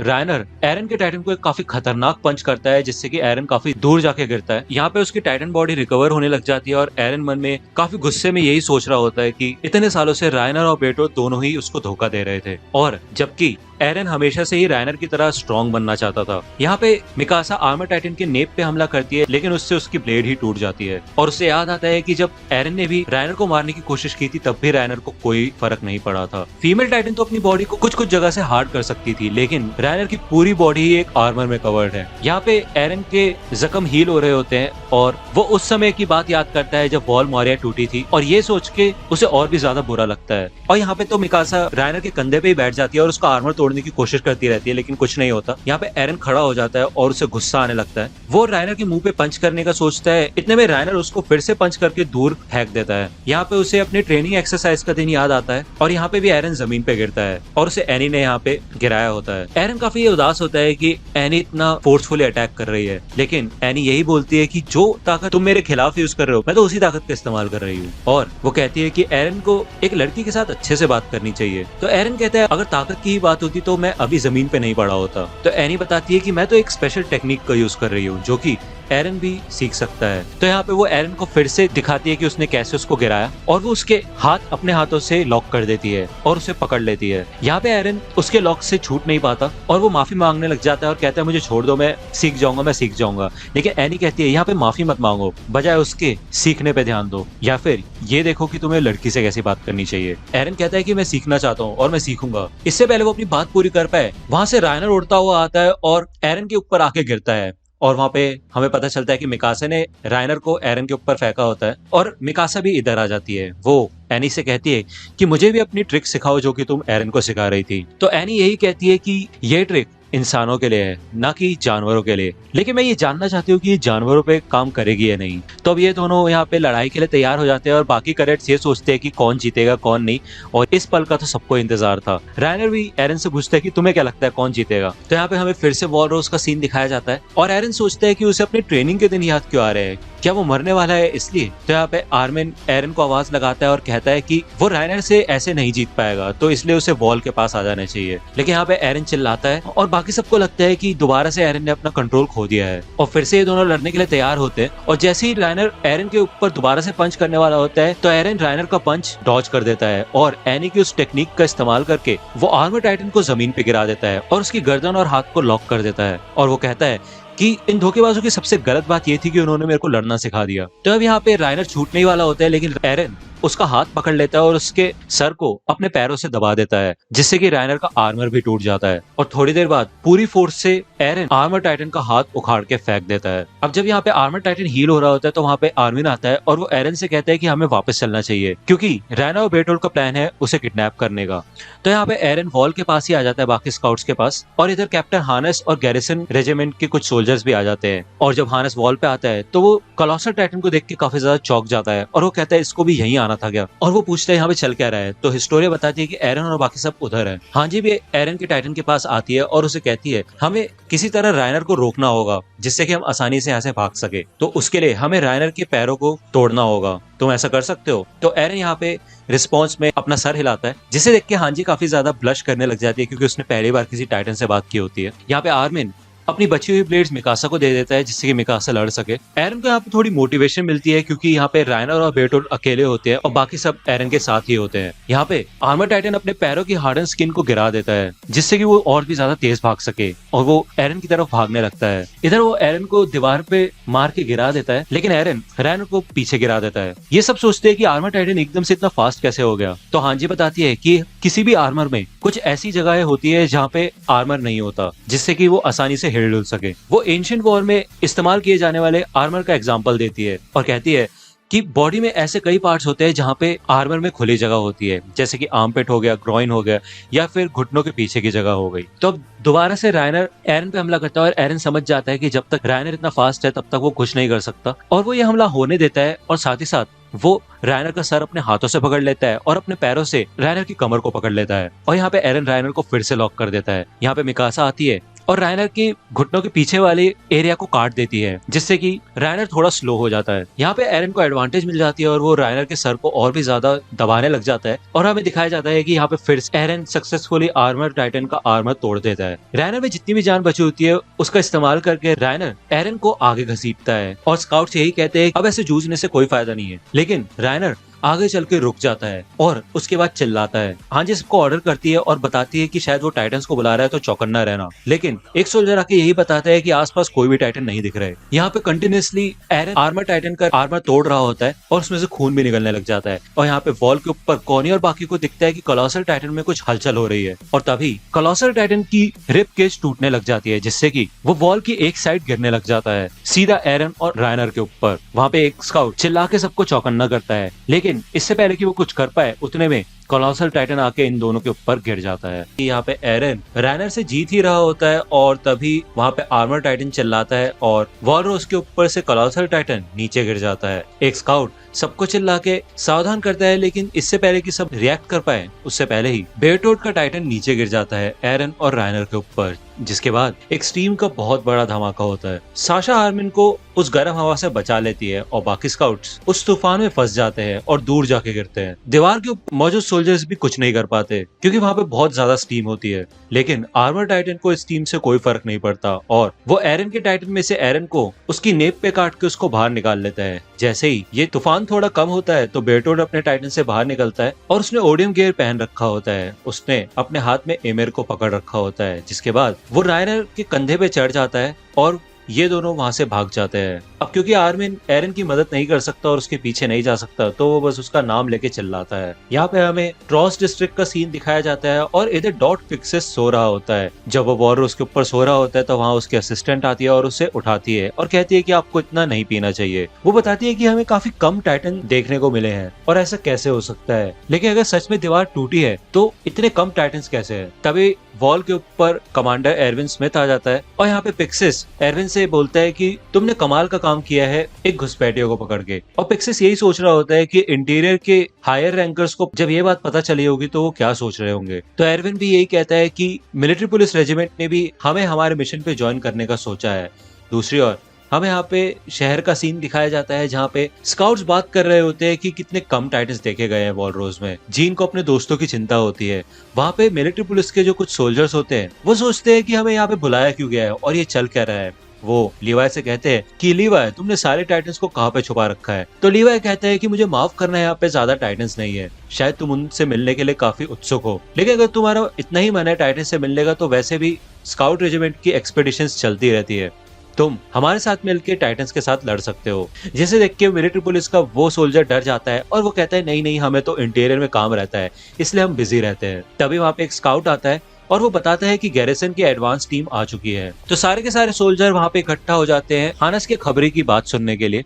वो बताता है कि उन्हें वॉर रोज में कोई भी छेद नहीं मिला और जब वो सेक्शन कमांडर हांजी के स्क्वाड के पास पहुंचे थे तो उन्होंने वहाँ पे देखा कि 104 कैडेट कॉर्प्स के 3 रिक्रूट्स टाइटन्स थे। तो जीन को यहाँ पे इस बात पे विश्वास नहीं होता और वो सोचता है कि क्या उसके और 3 दोस्त टाइटन्स हैं, लेकिन एरविन जीन को शांत कर देता है। जिसके बाद वो खबरी बताता है कि उसके बाद एरन ने कोलोसल और आर्मर टाइटन से लड़ाई की, लेकिन जब तक गैरिसन रेजिमेंट वहां पहुंचा तब तक लड़ाई खत्म हो चुकी थी। तो यहाँ पे हमें फिर से वॉर रोज का सीन दिखाया जाता है और आर्मिन मिकासा के पास बैठा होता है और मिकासा यहाँ पे बेहोश पड़ी होती है। तो दोस्तों अगर आप अटैक ऑन टाइटन से रिलेटेड मर्चेंडाइज खरीदना चाहते हैं तो इन सब की लिंक आपको डिस्क्रिप्शन में मिल जाएगी। वहां से आप इनको खरीद सकते हैं। हानस वहां पे आता है और वो सोचता है कि कितना बुरा हुआ है। ज्यादातर सोल्जर्स काफी बुरी तरह जख्मी हो चुके हैं क्योंकि कोलोसल टाइटन का वो एक्सप्लोजन काफी धमाकेदार था। वो आर्मिन से पूछता है कि मिकासा कैसी है, तो आर्मिन यही बोलता है कि उसको वैसे तो कोई चोट नहीं लगी है, बस वो बेहोश है। तो यहाँ पे हानस चला जाता है कुछ खाने पीने के लिए लेने के लिए, और हमें 5 साल पहले का सीन दिखाया जाता है सिगानशेना का। और यहाँ पे आर्मिन मिकासा के पास आके बताता है कि 3 बदमाश लड़कों ने आर्मिन की ब्रेड छीन ली थी, और उसने जब ये बात एरन को बताई तो वो उनके साथ लड़ने चला गया। तो मिकासा भी एरन को बचाने के लिए भागती है, और यहाँ पे एरन उन लड़कों से लड़ रहा होता है। वहां पे दूसरी ओर गैरिसन के सोल्जर्स बैठे होते हैं जिन्होंने शराब पी रखी होती है, और वो मजे लेके देख रहे होते हैं। तभी वहां पे मिकासा आती है और वो लड़ाई करते करते वहां पे जो एक शॉपकीपर होता है उसके ठेले को तोड़ देती है। जिसके बाद वो शॉपकीपर हानस से बोलता है कि ये लड़ाई सुलझाओ, तुम क्या कर रहे हो, तुम्हारा कोई काम भी है या नहीं, क्योंकि तुम बस टैक्स के पैसों पे बैठ के खाते रहते हो। तो वहां पे मौजूद एक सोल्जर को गुस्सा आता है और वो इसके ऊपर हमला करने की सोचता है, लेकिन हानस उसे पकड़ लेता है। वो कहता है अरे क्या बात है, वो सही तो कह रहा है। लेकिन तभी वो शॉपकीपर हानस को पंच कर देता है, जिसके बाद हानस और ये शॉपकीपर लड़ने लग जाते हैं और दूसरी ओर ये बच्चे लड़ने लग जाते हैं। लेकिन थोड़ी देर बाद ही वहां पे मिलिट्री पुलिस का एक ऑफिसर आ जाता है जो कि इनकी लड़ाई रोक देता है। वो तीनों बदमाश लड़के वहां से भाग जाते हैं, एरन उनके पीछे भागता है, लेकिन आर्मिन और मिकासा यहीं रह जाते हैं क्योंकि वो मिलिट्री पुलिस का ऑफिसर उन्हें पकड़ लेता है। और यहाँ पे मिकासा एरन का नाम चिल्लाती है। हमें फिर से अभी का सीन दिखाया जाता है। यहाँ पे मिकासा को होश आता है और वो देखती है कि यहाँ पे हुआ क्या। वो आर्मिन से पूछती है कि एरन कहाँ पे है और क्या हुआ। तो आर्मिन यही बताता है कि रायनर और बेटोड इमेर और एरन को ले जा चुके हैं, और इस बात को 5 घंटे हो चुके हैं। तो यहाँ पे मिकासा शॉक में आ जाती है और वो कहती है कि जब उसे पता चलता है कि कोई भी उनके पीछे नहीं जा पाया क्योंकि घोड़े दीवार की दूसरी ओर हैं, और आर्मिन यही कहता है कि जब तक लिफ्ट्स नहीं आ जाती तब तक हम कुछ नहीं कर सकते। और वैसे भी स्काउट रेजिमेंट के बाकी सोल्जर्स और ऑफिसर्स बहुत बुरी तरह घायल हो चुके हैं, इसलिए हमें और भी ज्यादा लोगों की जरूरत पड़ेगी। यहाँ पे मिकासा के सर दर्द होने लग जाता है और वो कहती है कि वो बेहोश हो गई थी इसलिए उसको ये सर दर्द हो रहा है। उसे याद आता है कि कैसे पिछली बार जब फीमेल टाइटन ने एरन को किडनैप कर लिया था तो मिकासा और लेवाई दोनों ने मिलकर एरन को छुड़ाया था, लेकिन अब तो वैसे भी 5 घंटे हो चुके हैं, तो अब तो कुछ नहीं हो सकता। तो वो अपना स्कार्फ पहन लेती है और कहती है कि एरन हमेशा हमसे दूर क्यों चला जाता है। तो आर्मिन कहता है कि क्योंकि वो बचपन से ऐसा ही है, लेकिन मिकासा कहती है कि मैं तो बस उसके साथ रहना चाहती हूँ। तभी वहां पे हानस आता है और वो मिकासा और आर्मिन को क्रैकर देता है और वो खुद भी बैठ जाता है और क्रैकर खाने लग जाता है।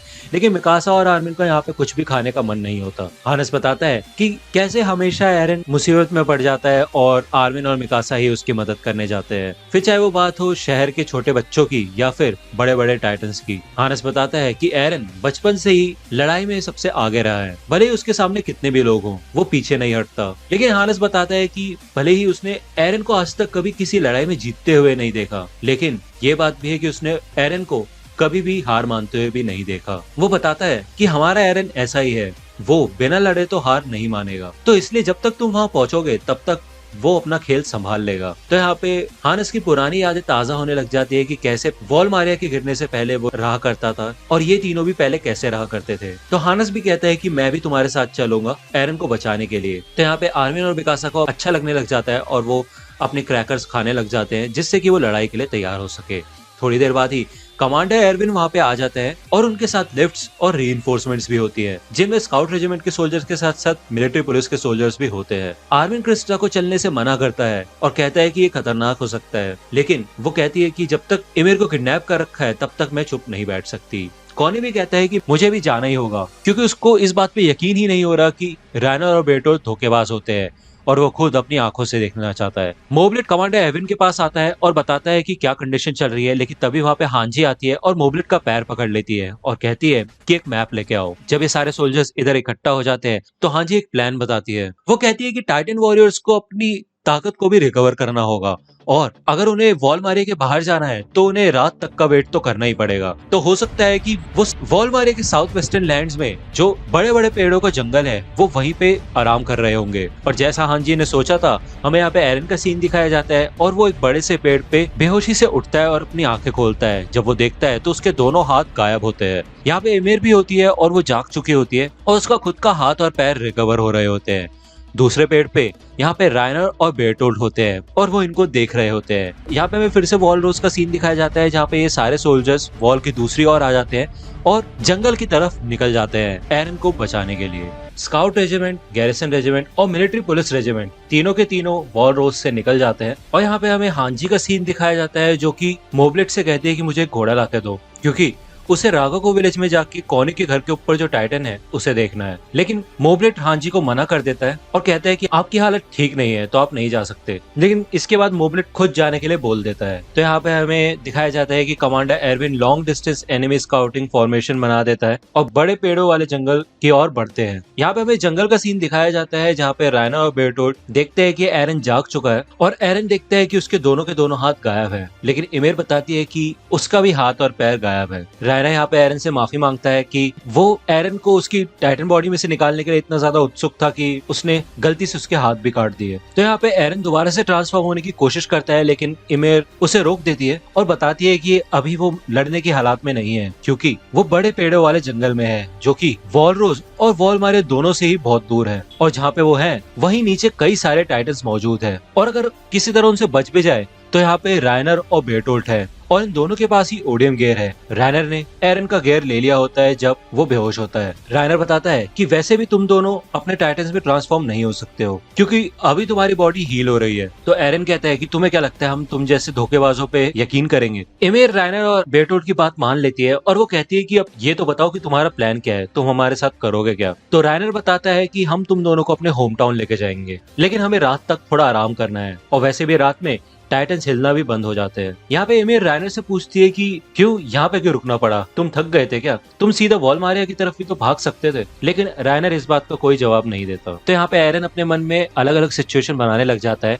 वो सोचता है कि अगर जैसा रायनर कह रहा है वो सही है तो टाइटन बन के भागना तो मुश्किल रहेगा, और वैसे भी अगर बाई चांस वो टाइटन बन भी जाता है और पूरी तरह से ट्रांसफॉर्म नहीं हो पाता तो हो सकता है कि आसपास मौजूद टाइटन्स एरन को ही खा ले। और यहाँ पे एरन दूसरी कंडीशन सोचता है कि वैसे भी रायनर और बेरटोल्ड इमेर और एरन को पूरी तरह से हील होने ही नहीं देंगे और रात होने से पहले ही हो सकता है कि वो फिर से उनके हाथ पैर काट दे, जिससे कि एरन और इमेर दोनों फिर से हील होने लग जाए और रात में टाइटन्स भी ना हिल पाए। तो यहाँ पे एरन को याद आता है कि जब वो रायनर से लड़ रहा था उसके बाद एक्सप्लोजन हुआ था, तो बाकी स्काउट्स का क्या हुआ और वो ठीक होंगे या नहीं। तो यहाँ पे इमेर रायनर से बात करती है और वो कहती है कि उडगार्ड कैसल में जो टाइटन्स थे उनको तो रात में चलने में कोई दिक्कत नहीं थी, तो यहाँ वाले टाइटन्स में क्या अलग बात है। तो यहाँ पे रायनर कहता है कि यहाँ के टाइटन्स रात में नहीं चल सकते और इमेर तुम्हें ये बात पता होनी चाहिए। तो ये सुन के एरन को लगता है कि ये सब इमेर को कैसे पता और वो है किसकी साइड। तो एरन यहाँ पे समझ जाता है कि वो अभी ज्यादा कुछ नहीं कर सकता, तो वो कहता है कि अब मेरे को अपने इमोशंस को कंट्रोल में रखना होगा और मुझे ज्यादा से ज्यादा इन्फॉर्मेशन इनसे निकलवानी होगी। यहाँ पे हमें एरविन की स्काउटिंग फॉर्मेशन का सीन दिखाया जाता है जहाँ पे राइट विंग की तरफ टाइटन दिखाई देते हैं, लेकिन डायरेक्शन चेंज करने के बजाय एरविन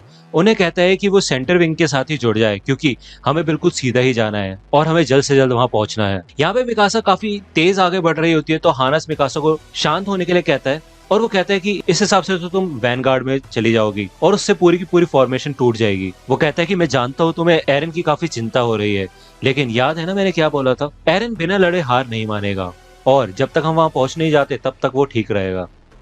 तो दोस्तों अगर आप अटैक ऑन टाइटन से रिलेटेड मर्चेंडाइज खरीदना चाहते हैं तो इन सब की लिंक आपको डिस्क्रिप्शन में मिल जाएगी, वहां से आप इनको खरीद सकते हैं।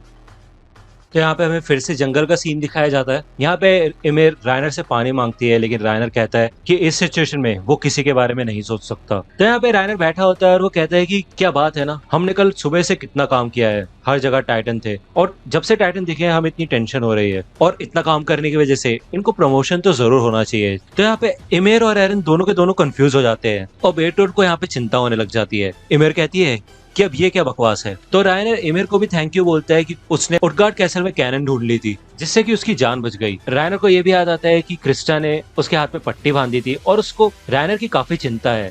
इसका मतलब हो सकता है कि क्रिस्टा के दिल में रायनर के लिए फीलिंग्स हो। लेकिन यहाँ पे एरन को गुस्सा आ जाता है और वो कहता है कि ये चल क्या रहा है। तो यहाँ पे बेरटोल्ड को चिंता हो रही होती है, तो बेरटोल्ड को देख के इमेर को समझ आ जाता है कि ये कोई पहली बार नहीं हो रहा। तो बेरटोल्ड रायनर को बोलता है कि हम वॉरियर्स हैं ना कि सोल्जर्स। तो यहाँ पे रायनर घबराने लग जाता है और उसको ट्रॉस डिस्ट्रिक्ट का सीन याद आता है कि कैसे उसने मार्को बॉट को पकड़ के टाइटन को खिला दिया था। जब बेरटोल्ड और एनी उधर ही थे और मार्को को मरते हुए देख रहे थे तब उनकी आंखों में आंसू आ रहे थे, लेकिन रायनर एकदम से वहां पे सब कुछ भूल गया था और वो रोने लगा था और पूछने लगा था कि मार्को को टाइटन क्यों खा रहा है। तो यहाँ पे रायनर बैठ जाता है और काफी ज्यादा टेंशन में आ जाता है जब उसे पता चलता है कि वो है कौन, तो एमिर को समझ आ जाता है कि ये चल क्या रहा है। कि एक तरफ तो रायनर एक सोल्जर की जिंदगी बिता रहा है वॉल्स के अंदर के लोगों के साथ, और दूसरी ओर वो एक वॉरियर है जो कि दीवारों को तोड़ना चाहता है, जिस वजह से रायनर का दिमाग दो हिस्सों में बढ़ चुका है और सोल्जर वाले हिस्से को ये याद ही नहीं कि वो एक वॉरियर है। और यहाँ पे एरन बोलता है कि तुम्हें याद है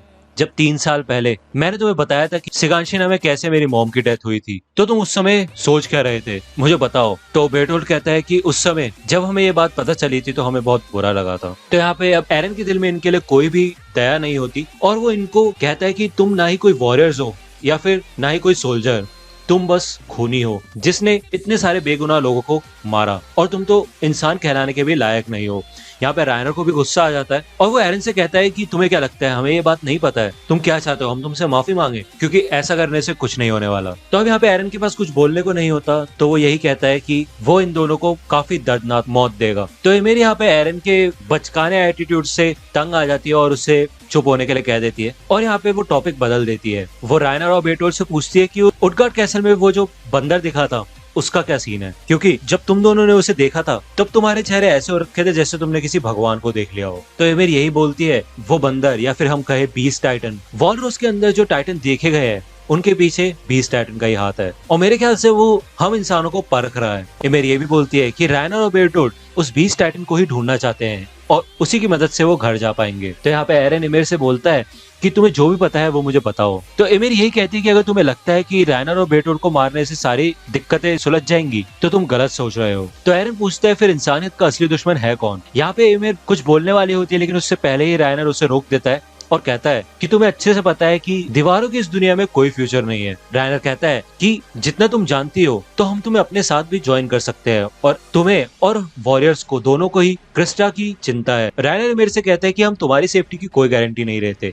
लेकिन हम क्रिस्टा को एक अच्छी जिंदगी दे सकते हैं अगर तुम हमें ज्वाइन करोगी। तो यहाँ पे एमिर थोड़ी कंफ्यूज हो जाती है और सोच में पड़ जाती है। तो यहाँ पे एरन फिर से पूछता है कि असली दुश्मन कौन है, लेकिन एमिर मना कर देती है और कहती है मुझे नहीं पता। तो यहाँ पे अब सूरज ढलने ही वाला होता है और रायनर और बेरटोल्ड यही सोचते हैं कि अब इनको यहाँ से निकलना चाहिए एरन और एमिर को लेके, लेकिन तभी वहां पे हमें फ्लेयर का सीन दिखाया जाता है और इन्हें समझ आ जाता है कि स्काउट रेजिमेंट इधर आ गए हैं, और वो भी वक्त से बहुत ज्यादा पहले। तो यहाँ पे एरन को ये बात पसंद नहीं आती कि एमिर बहुत हेल्प कर सकती थी लेकिन उसने हेल्प नहीं की, और वो कहता है कि अब दिन ढलने में सिर्फ 1 घंटा बचा है। मोबलेट रागा को विलेज में आ चुका होता है और वो देखते हैं कि यहाँ पे सारे घर टूटे हुए हैं, लेकिन खून या फिर किसी हमले का कोई नामो निशान नहीं है। मोबलेट यहाँ पे सोचते हैं कि अगर सारे के सारे लोग बच के वॉल सीना में चले भी गए होंगे तो उन्होंने अपने घोड़ों को इधर क्यों छोड़ा। अब वहाँ पे कुछ स्काउट्स मोबलेट को कॉनी के घर के पास लेके आते हैं और एक स्काउट मोबलेट के पास एक पोर्ट्रेट लेके आता है जो कि कॉनी के माता पिता का होता है, लेकिन उसके हाथ से वो पोर्ट्रेट गिर जाता है जब टाइटन हिलने लग जाता है। जब वो दोबारा से उस पोर्ट्रेट को उठाता है और कंपेयर करके देखता है तो उसे दिखाई देता है कि वो टाइटन बिल्कुल कॉनी की मॉम की तरह लग रहा है। तो यहाँ पे हमें फिर से जंगल का सीन दिखाया जाता है और यहाँ पे रायनर एमिर से पूछता है कि तुम क्या चाहती हो,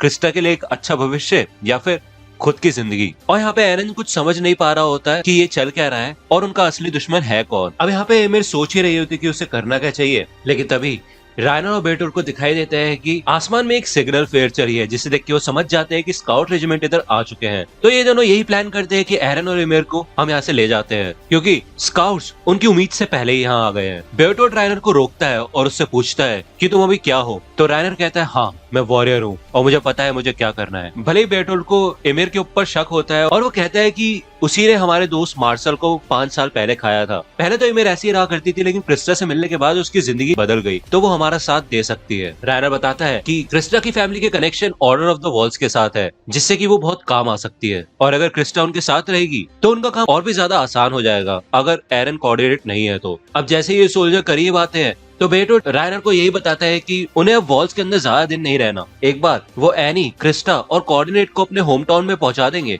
तो उन्हें कोई चिंता करने की जरूरत नहीं पड़ेगी। रायनर बेरटोल्ड से ये भी कहते हैं कि जब वो घर पहुंचेंगे तो बेरटोल्ड को एनी से अपने दिल की बात कर देनी चाहिए, क्योंकि उसे देख के ही पता चलता है कि वो उसे पसंद करता है। और वैसे भी ये दोनों खूनी हैं और इनके पास ज्यादा जिंदगी भी नहीं बची, तो रिस्क लेना तो बनता है। तो अब यहाँ पे रायनर एरन के पास आ जाता है और उसे पता होता है कि एरन लड़ेगा जरूर। यहाँ पे एरन कहता है कि उसके तो हाथ भी नहीं है, वो लड़ कैसे सकता है, लेकिन उसके बाद ही वो रायनर के ऊपर अटैक कर देता है और उसे मारने लग जाता है। जब रायनर एरन से निपट रहा होता है तो बेरटोल्ड एमिर के पास आता है और पूछता है कि जब तुम 5 साल पहले अपनी ह्यूमन फॉर्म में आई थी तो तुम्हें याद है तुमने किसको खाया था? तो एमिर यही कहती है कि उसको कुछ भी याद नहीं है, लेकिन उनकी बातें सुन के वो यही कहती है कि शायद वो तुम्हारा दोस्त था, मुझे माफ करना। तो बेरटोल्ड यही कहते हैं कि ऐसी कोई बात नहीं है। यहाँ तक कि बेरटोल्ड और उसके दोस्तों को भी याद नहीं कि उन्होंने किसको खाया था, और तो और एरन को भी ये याद नहीं कि उसने किसे खाया था। तो यहाँ पे रायनर ने एरन का गला पकड़ रखा होता है और धीरे धीरे एरन बेहोश होने लग जाता है। और बेरटोल्ड एमिर से पूछता है कि जब तुम टाइटन थी तब तुम वॉल के बाहर कितने सालों से थी? तो एमिर बताती है कि तकरीबन 60 सालों तक, और ये तो एक ऐसा बुरा सपना था जो कि खत्म ही नहीं हो रहा था। तो यहाँ पे ये मिलिट्री की फॉर्मेशन जंगल की तरफ बढ़ रही होती है और आगे उन्हें काफी सारे टाइटन्स दिखाई देते हैं, लेकिन कमांडर एवन कहते हैं हम रुकेंगे नहीं, हमें आगे बढ़ते रहना है। और यहाँ पे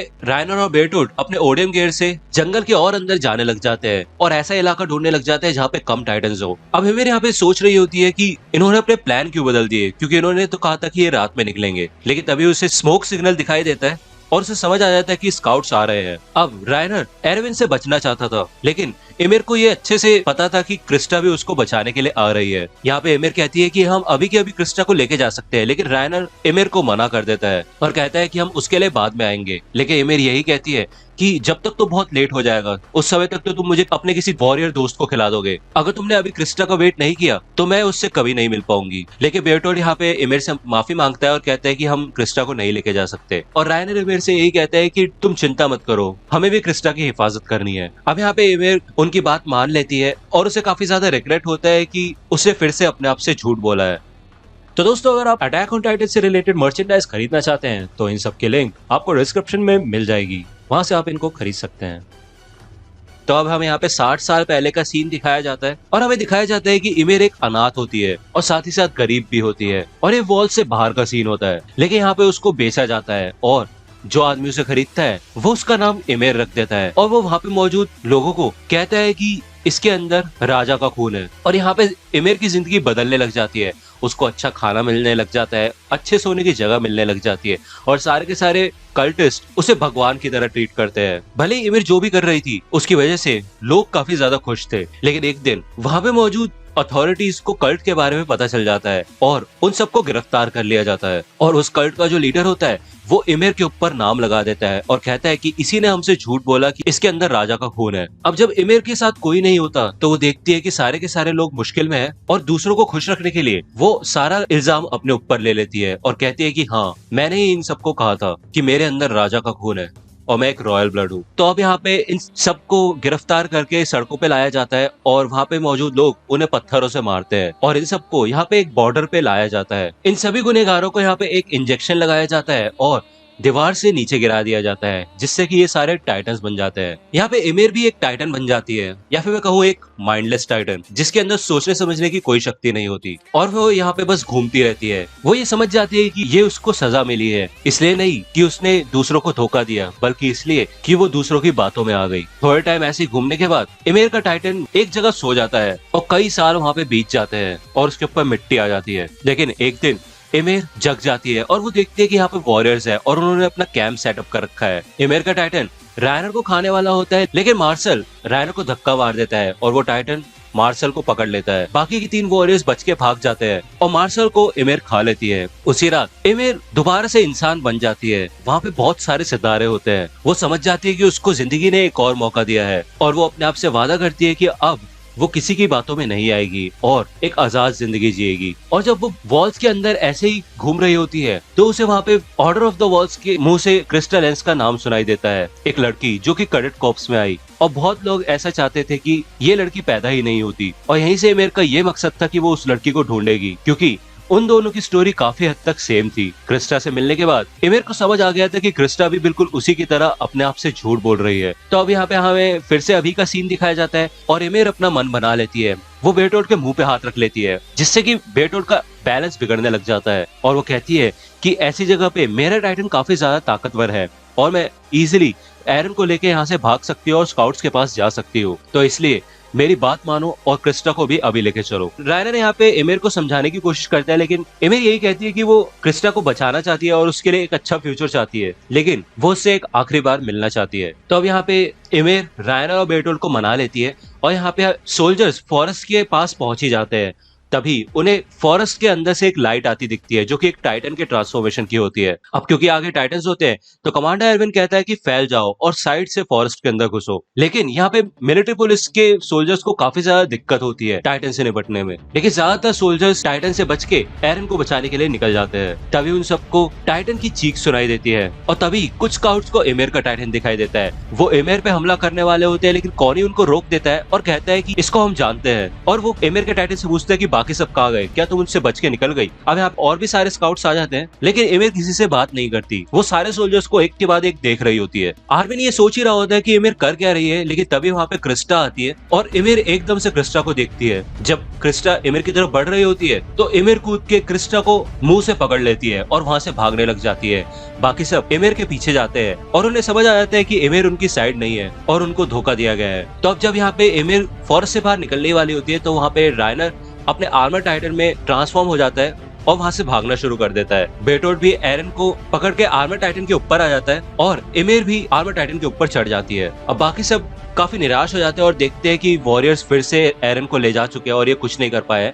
लेकिन हानस कहते हैं कि हम इतनी इजीली हार नहीं मानेंगे। तो ये सारे के सारे सोल्जर्स अपने घोड़ों पे आ जाते हैं और फिर से एरन के पीछे निकल पड़ते हैं। और हानस कहता है कि मैं एरन को किसी भी हालत पे बचाऊंगा, फिर चाहे मेरी जान ही क्यों न चली जाए। जंगलों का सीन दिखाया जाता है और एमिर ने हिस्टोरिया को अपने मुंह में पकड़ लिया होता है। जब एमिर फॉरेस्ट के बाहर पहुंचने वाली होती है तो रायनर अपने आर्मर टाइटन में ट्रांसफॉर्म हो जाता है। बेरटोल्ड भी एरन को लेके रायनर के कंधे पे आ जाता है और एमिर भी आर्मर टाइटन के ऊपर चढ़ जाती है। अब इन सबको ये देख के लगता है कि वो दोबारा से एरन को बचाने में नाकामयाब हुए और फिर से वॉरियर एरन को ले जा चुके हैं। लेकिन जब रायनर वहां से भाग रहा होता है तो कमांडर एरविन आर्मर टाइटन को देख लेता है और उसी समय वो एक नया प्लान बना लेता है और स्काउट्स और मिलिट्री पुलिस दोनों को ही अपने साथ चलने के लिए कहता है और बोलता है कि सारे टाइटन्स को अपना पीछा करने दो। यहाँ पे मिलिट्री पुलिस के सोल्जर्स को काफी ज्यादा गुस्सा आता है कि एरविन सारे सोल्जर्स की जान खतरे में डाल रहा है और दूसरी ओर यहाँ पे हानस बाकी रिक्रूट्स को आर्मर टाइटन के पीछे ले जाता है। जब ये लोग पीछे जा रहे होते हैं तो मिकासा कहती है कि अब एरन और उसके बीच में जो भी आएगा वो उसे मार डालेगी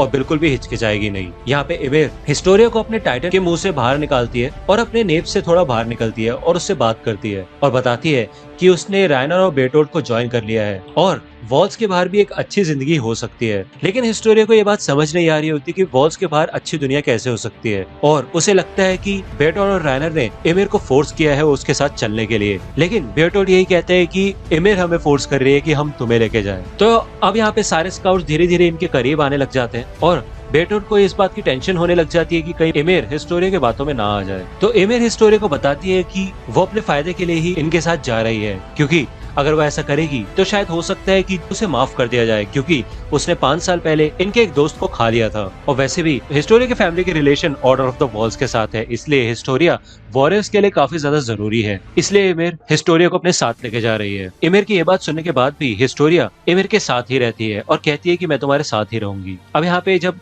एरन को होश आने लग जाता है तो देखता है कि स्काउट्स अपनी पूरी कोशिश कर रहे होते हैं आर्मर टाइटन को धीमा करने की। लेकिन तभी वहाँ पे मिकासा आती है और वो बेरटोल्ड को मारने ही वाली होती है, लेकिन रायनर अपने हाथों से बेरटोल्ड को बचा लेता है और एक शील्ड टाइप बना लेता है। मिकासा की ब्लेड्स भी टूट जाती है और वो बेरटोल्ड को एक खतरनाक लुक देती है। अब यहाँ पे एमिर मिकासा के ऊपर भी हमला करती है और मिकासा एमिर को मारने के लिए तैयार हो जाती है और वो उसे मारने ही वाली होती है, लेकिन बीच में हिस्टोरिया आ जाती है और कहती है कि एमिर अपनी मर्जी से ये सब नहीं कर रही, उसे रायनर और बेरटोल्ड ने ऐसे करने के लिए बोला है। तो मिकासा कहती है कि मैं सबके बारे में नहीं सोच सकती। वो बताती है अगर एरन और मेरे बीच में कोई भी आएगा तो मैं उसे मार डालूंगी। और वो हिस्टोरिया से कहती है कि अब तुम्हारा फैसले का समय आ चुका है, तुम एरन की साइड हो या फिर इसकी साइड हो जिसको मैं मारने वाली हूँ। तो दोस्तों, अगर आप अटैक ऑन टाइटन से रिलेटेड मर्चेंडाइज खरीदना चाहते हैं तो इन सब की लिंक आपको डिस्क्रिप्शन में मिल जाएगी, वहां से आप इनको खरीद सकते हैं।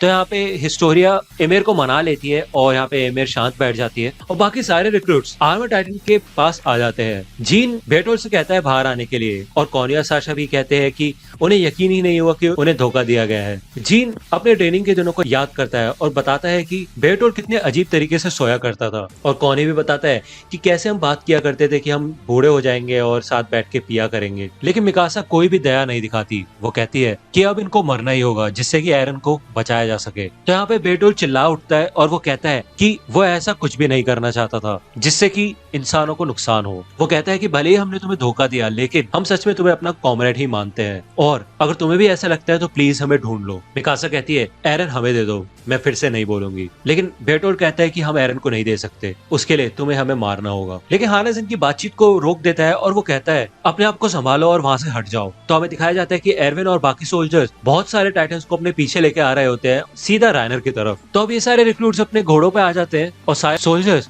एरविन के ऑर्डर में आर्मर टाइटन से बच के साइड से निकल जाते हैं और बाकी सारे टाइटन्स रायनर के ऊपर हमला करते हैं। रायनर भी अपनी स्पीड बढ़ा लेता है और काफी टाइटन्स को धक्का मारने की कोशिश करता है, लेकिन अंत में वो भी गिर जाता है। तो यहाँ पे इमेर और एस्टोरिया दोनों बच के निकल जाते हैं क्योंकि सारे टाइटन्स ने रायनर को घेर लिया होता है और रायनर हिल भी नहीं पाता। तो यहाँ पे कमांडर एरविन फिर से कहता है कि हम आगे बढ़ेंगे और इन पे हमला करेंगे और एरन को किसी भी हालत में बचाएंगे, क्योंकि वही इंसानियत की आखिरी उम्मीद है। मिलिट्री पुलिस के सोल्जर्स एरविन की बात नहीं मानते और थोड़ी देर में उनका लीडर टाइटन के द्वारा खा लिया जाता है। तो अब क्योंकि रायनर यहाँ पे हिल नहीं पाता तो वो समझ जाता है कि उसको अपने हाथों से ही इन सब टाइटन्स को हटाना होगा। तो वो अपने हाथ हटा के उन टाइटन्स को मारना शुरू कर देता है और यहाँ पे बेटोल्ट और एरन दोनों ही दिखने लग जाते हैं। यहाँ पे एरविन अपनी ब्लेड निकाल लेता है और स्काउट्स को आगे बढ़ने के लिए कहता है, लेकिन तभी वहाँ पे एक टाइटन एरविन का हाथ पकड़ लेता है और काट लेता है। वो टाइटन एरविन को ले जाता है, लेकिन मरते दम तक भी एरविन सब स्काउट्स को आगे बढ़ने के लिए कहता है और बोलता है कि एरन को बचाओ। तो एरविन का आखिरी ऑर्डर मानते हुए सारे के सारे स्काउट्स टाइटन्स की ओर बढ़ते हैं। बहुत सारे स्काउट्स को टाइटन्स पकड़ लेते हैं और मारे भी जाते हैं, लेकिन मिकासा उन सबसे बच के आगे निकल जाती है और रायनर के पास आ जाती है। वो फिर से बेटोल्ट पे हमला करती है, लेकिन दोबारा चूक जाती है और मिकासा को एक टाइटन पकड़ लेता है, जिससे कि उसको चोट भी लग जाती है। जब जीन ये देखता है तो वो मिकासा को बचाने के लिए उस टाइटन को भी अंधा कर देता है। दो स्काउट्स कोशिश करते हैं एरन के पास पहुंचने की, लेकिन रायनर उन दो स्काउट्स को भी पीछे ढकेल देता है, या फिर मैं कहूँ उनके ओडियम गियर के रस्सियों को काट देता है। और यहाँ पे बेटोल्ट कहता है कि अब फिर चाहे कुछ भी हो जाए हम एरन को अपने होम टाउन लेके ही जाएंगे। और यहाँ पे एरन कहते हैं कि फिर से मेरे लिए कई लोग मर रहे हैं और उसको ये सोच के अच्छा नहीं लगता। अब यहाँ पे आर्मिन बेटोल्ट के पास आता है और वो ये सोचता है कि क्या उसको इस सिचुएशन को संभालने के लिए खुद की बलि चढ़ानी होगी। तभी उसको याद आता है कि उसने ये नोटिस किया था कि बेटोल्ट एनी को पसंद करता है। तो अब यहाँ पे आर्मिन झूठ बोलने लग जाता है। वो कहता है कि क्या तुम अपनी दोस्त एनी को यही छोड़ के चले जाओगे? सुनने में आया है कि उसको यूटोपिया डिस्ट्रिक्ट के अंडरग्राउंड में रखा हुआ है और बहुत बुरी तरह टॉर्चर किया जा रहा है और उसे हर किस्म का दर्द वहाँ पे दिया जा रहा है। उसकी बॉडी तो हील हो जाती है, लेकिन वो दर्द वो सह नहीं पाती और उसकी चीखें दूर दूर तक सुनाई देती है। यहाँ पे बेटोल्ट को गुस्सा आ जाता है और वो आर्विन को डेविल ब्लड बोलता है, लेकिन तभी वहाँ पे एरविन आता है और वो बेटोल्ट के चेस्ट पे ब्लेड से हमला करता है, जिससे कि एरन भी छूट जाता है। एरन को मिकासा बचा लेती है और सारे के सारे स्काउट्स वापस जाने लग जाते हैं। एक टाइटन इमिर के ऊपर हमला कर रहा होता है, लेकिन हिस्टोरिया उस टाइटन को मार देती है और कॉनी हिस्टोरिया को बचा के वहाँ से निकल जाता है और इमिर पीछे पीछे आने लग जाती है। हिस्टोरिया कहती है कि मुझे छोड़ दो और वो बताती है कि उसको और इमिर को दोनों को ही रायनर और बेटोल्ट के साथ जाना होगा, जिससे कि इमिर की जान खतरे में ना आए। लेकिन साशा कहते हैं कि हो सकता है इमिर झूठ बोल रही हो। कॉनी भी बोलता है हाँ ऐसा हो सकता है, और वैसे भी इमिर ने तभी कुछ किया है जब हिस्टोरिया की जान खतरे में थी। लेकिन तभी वहाँ से हमें दिखाया जाता है कि एक टाइटन उड़ता हुआ आता है और वो इन सभी स्काउट्स के आगे जाके गिरता है और हमें दिखाया जाता है कि रायनर यहाँ पे सारे सोल्जर्स के ऊपर टाइटन फेंक रहा होता है क्योंकि उसके पास और कुछ करने को बचा नहीं होता। इसकी वजह से एरन और मिकासा भी अपने घोड़े से नीचे गिर जाते हैं। यहाँ पे मिकासा उठने की कोशिश करती है, लेकिन इस हमले के बाद उसकी चोट और भी ज्यादा गहरी हो जाती है।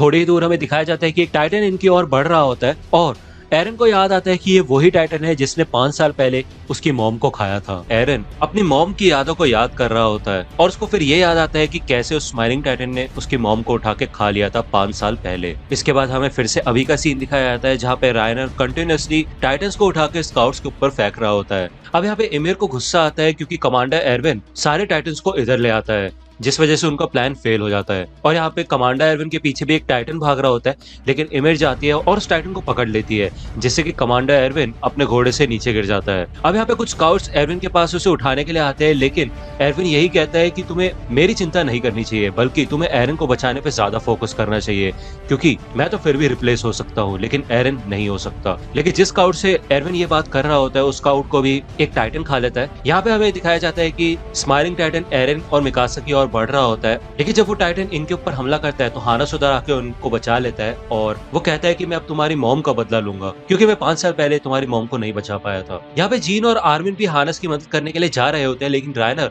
उनके आगे भी एक टाइटन फेंक देता है। यहाँ पे जैसे भी हालात होते हैं उन्हें देख के इमिर खुद से यही पूछती है कि क्या उसको वॉरियर के साथ जाना चाहिए या फिर स्काउट्स के साथ रहना चाहिए। उसे पूरा यकीन होता है कि वॉल्स के अंदर का फ्यूचर नहीं है, तो यही सबसे अच्छा मौका है कि वो हिस्टोरिया को वॉरियर्स को दे दे। हिस्टोरिया इमिर के पास आती है और वो कहती है मुझे लगता है कि तुम मुझे ही बचाना चाहती हो, और जैसा तुमने पहले कहा था वैसा कुछ भी नहीं है। हिस्टोरिया इमिर को उसकी खुद की बात याद दिलाती है और कहती है कि तुम्हें खुद के लिए जीना चाहिए। और जब भी इमिर हिस्टोरिया के पास रहती है तो हिस्टोरिया को इससे काफी ज्यादा बहादुरी मिलती है। तो यहाँ पे एक टाइटन आता है जिसको मारने के लिए हिस्टोरिया जाती है और कॉनी और साशा भी उसकी मदद करते हैं।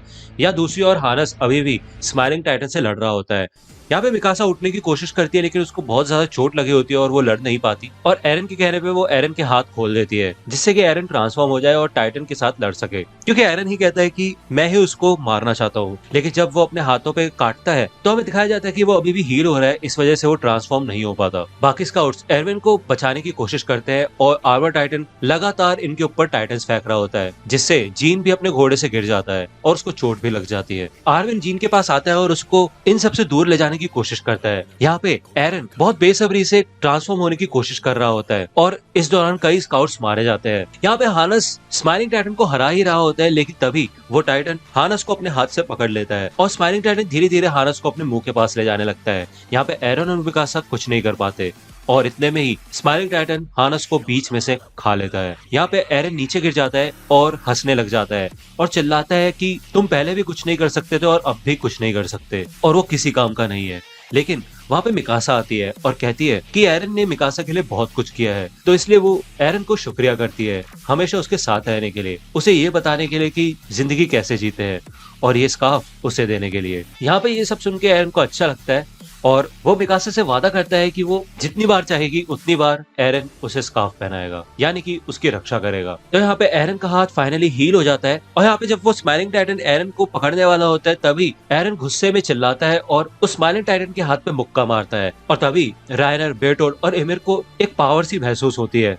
और यहाँ पे हमें एरन की एक नई ताकत दिखाई जाती है। जैसे ही वो चिल्लाता है तभी एक टाइटन पीछे से आके स्माइलिंग टाइटन पे हमला करता है, और तो और वहाँ पे मौजूद जितने भी टाइटन्स होते हैं वो सारे के सारे टाइटन्स स्काउट्स को छोड़ के स्माइलिंग टाइटन पे अटैक करने के लिए चले जाते हैं और उस स्माइलिंग टाइटन की बॉडी के टुकड़े टुकड़े कर देते हैं। यहाँ पे एरन मिकासा को अपने पीठ पे बिठा लेता है और वहाँ से दूर भागने लग जाता है और बाकी स्काउट्स भी वापस जाने लग जाते हैं। ये सब देख के इमिर को समझ आ जाता है कि इस हिसाब से दीवारों के अंदर भी बहुत अच्छा फ्यूचर हो सकता है। अब यहाँ पे रायनर एरन की ओर भागने लगता है और उसे पता चल जाता है कि एरन के पास ही कोऑर्डिनेट की पावर है जिसको वॉरियर्स ढूंढ रहे थे। वो कहता है कि ये पावर दुनिया में किसी के पास भी जा सकती थी, लेकिन ये मिली एरन को, जो कि बहुत ज्यादा बुरा है। तो यहाँ पे एरन रायना और बेटोड पे गुस्सा करता है और कहता है कि वो उन्हें मार डालेगा, तो इसलिए दूर रहो। लेकिन यहाँ पे कोऑर्डिनेट फिर से एक्टिवेट हो जाता है और जैसे ही एरन चिल्लाता है वैसे ही वो सारे के सारे टाइटन स्माइलिंग टाइटन को छोड़ के रायना और बेटोड की तरफ भागने लग जाते हैं। यहाँ पे आर्मिन एक घोड़े पे एरन और मिकासा के पास आता है और यहाँ पे कमांडर एरविन सबको वापस चलने के लिए कहता है। जब ये सारे के सारे टाइटन रायनर की ओर बढ़ रहे होते हैं तो बेटोड चिल्लाने लग जाता है, उसे डर लगने लगता है क्योंकि वो अपने आप को बचा नहीं सकता। यहाँ पे इमिर उनकी चीखें सुनती है और पीछे मुड़ के देखती है।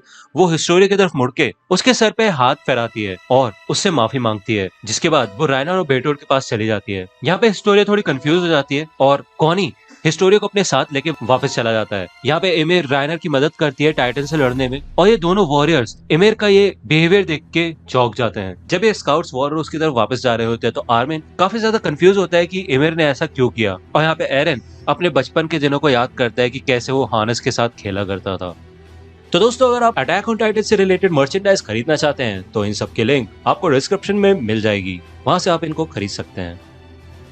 यहाँ पे हमें रात का सीन दिखाया जाता है जहाँ पे वॉरियर्स और एमिर होती है और ये सिगानशिरा डिस्ट्रिक्ट के वॉल पे होते हैं। रायनर एमिर से पूछता है कि तुम हमारे साथ क्यों आई, तो एमिर कहती है कि अगर तुम लोग यहाँ पे नहीं आते तो मैं शायद टाइटन बन के पता नहीं कितने सालों तक यहाँ पे घूमती रहती। तुम लोग इधर आए, मैंने तुम्हारे दोस्त का टाइटन छीना, इसी वजह से मुझे जिंदगी ने दूसरा मौका दिया और शायद दुनिया में मैं ही एक अकेली इंसान हूँ जो कि तुम दोनों की सिचुएशन समझ सकती है। तो यहाँ पे बेरटोल्ट एमिर को शुक्रिया करता है और माफी मांगता है। तो एमिर कहती है कि भगवान बन के भी मैंने बुरी लाइफ नहीं जी। तो यहाँ पे हमें बताया जाता है कि वॉलरोस में टाइटन्स के खतरा होने की वजह से सारे के सारे लोगों को वॉल सीना की अंडरग्राउंड सिटी में भेज दिया गया था और यहाँ पे सिर्फ एक ही हफ्ते का राशन बचा था, वो भी 50% लोगों के लिए। जिसके बाद ऐसा होना ही था कि सबके सब लोग कुछ ना कुछ क्राइम करना शुरू कर देंगे। तो इस चीज से बचने के लिए मिलिट्री ने वॉलरोस को एक हफ्ते तक चेक करने के बाद सेफ घोषित कर दिया, जिससे कि सारे लोग वापस अपने घरों पे जा सके। यहाँ पे हमें ट्रॉस डिस्ट्रिक्ट का सीन दिखाया जाता है जहाँ पे एरविन होता है और उसके पास कमांडर पेक्सिस और कैप्टन लीवाई भी होता है।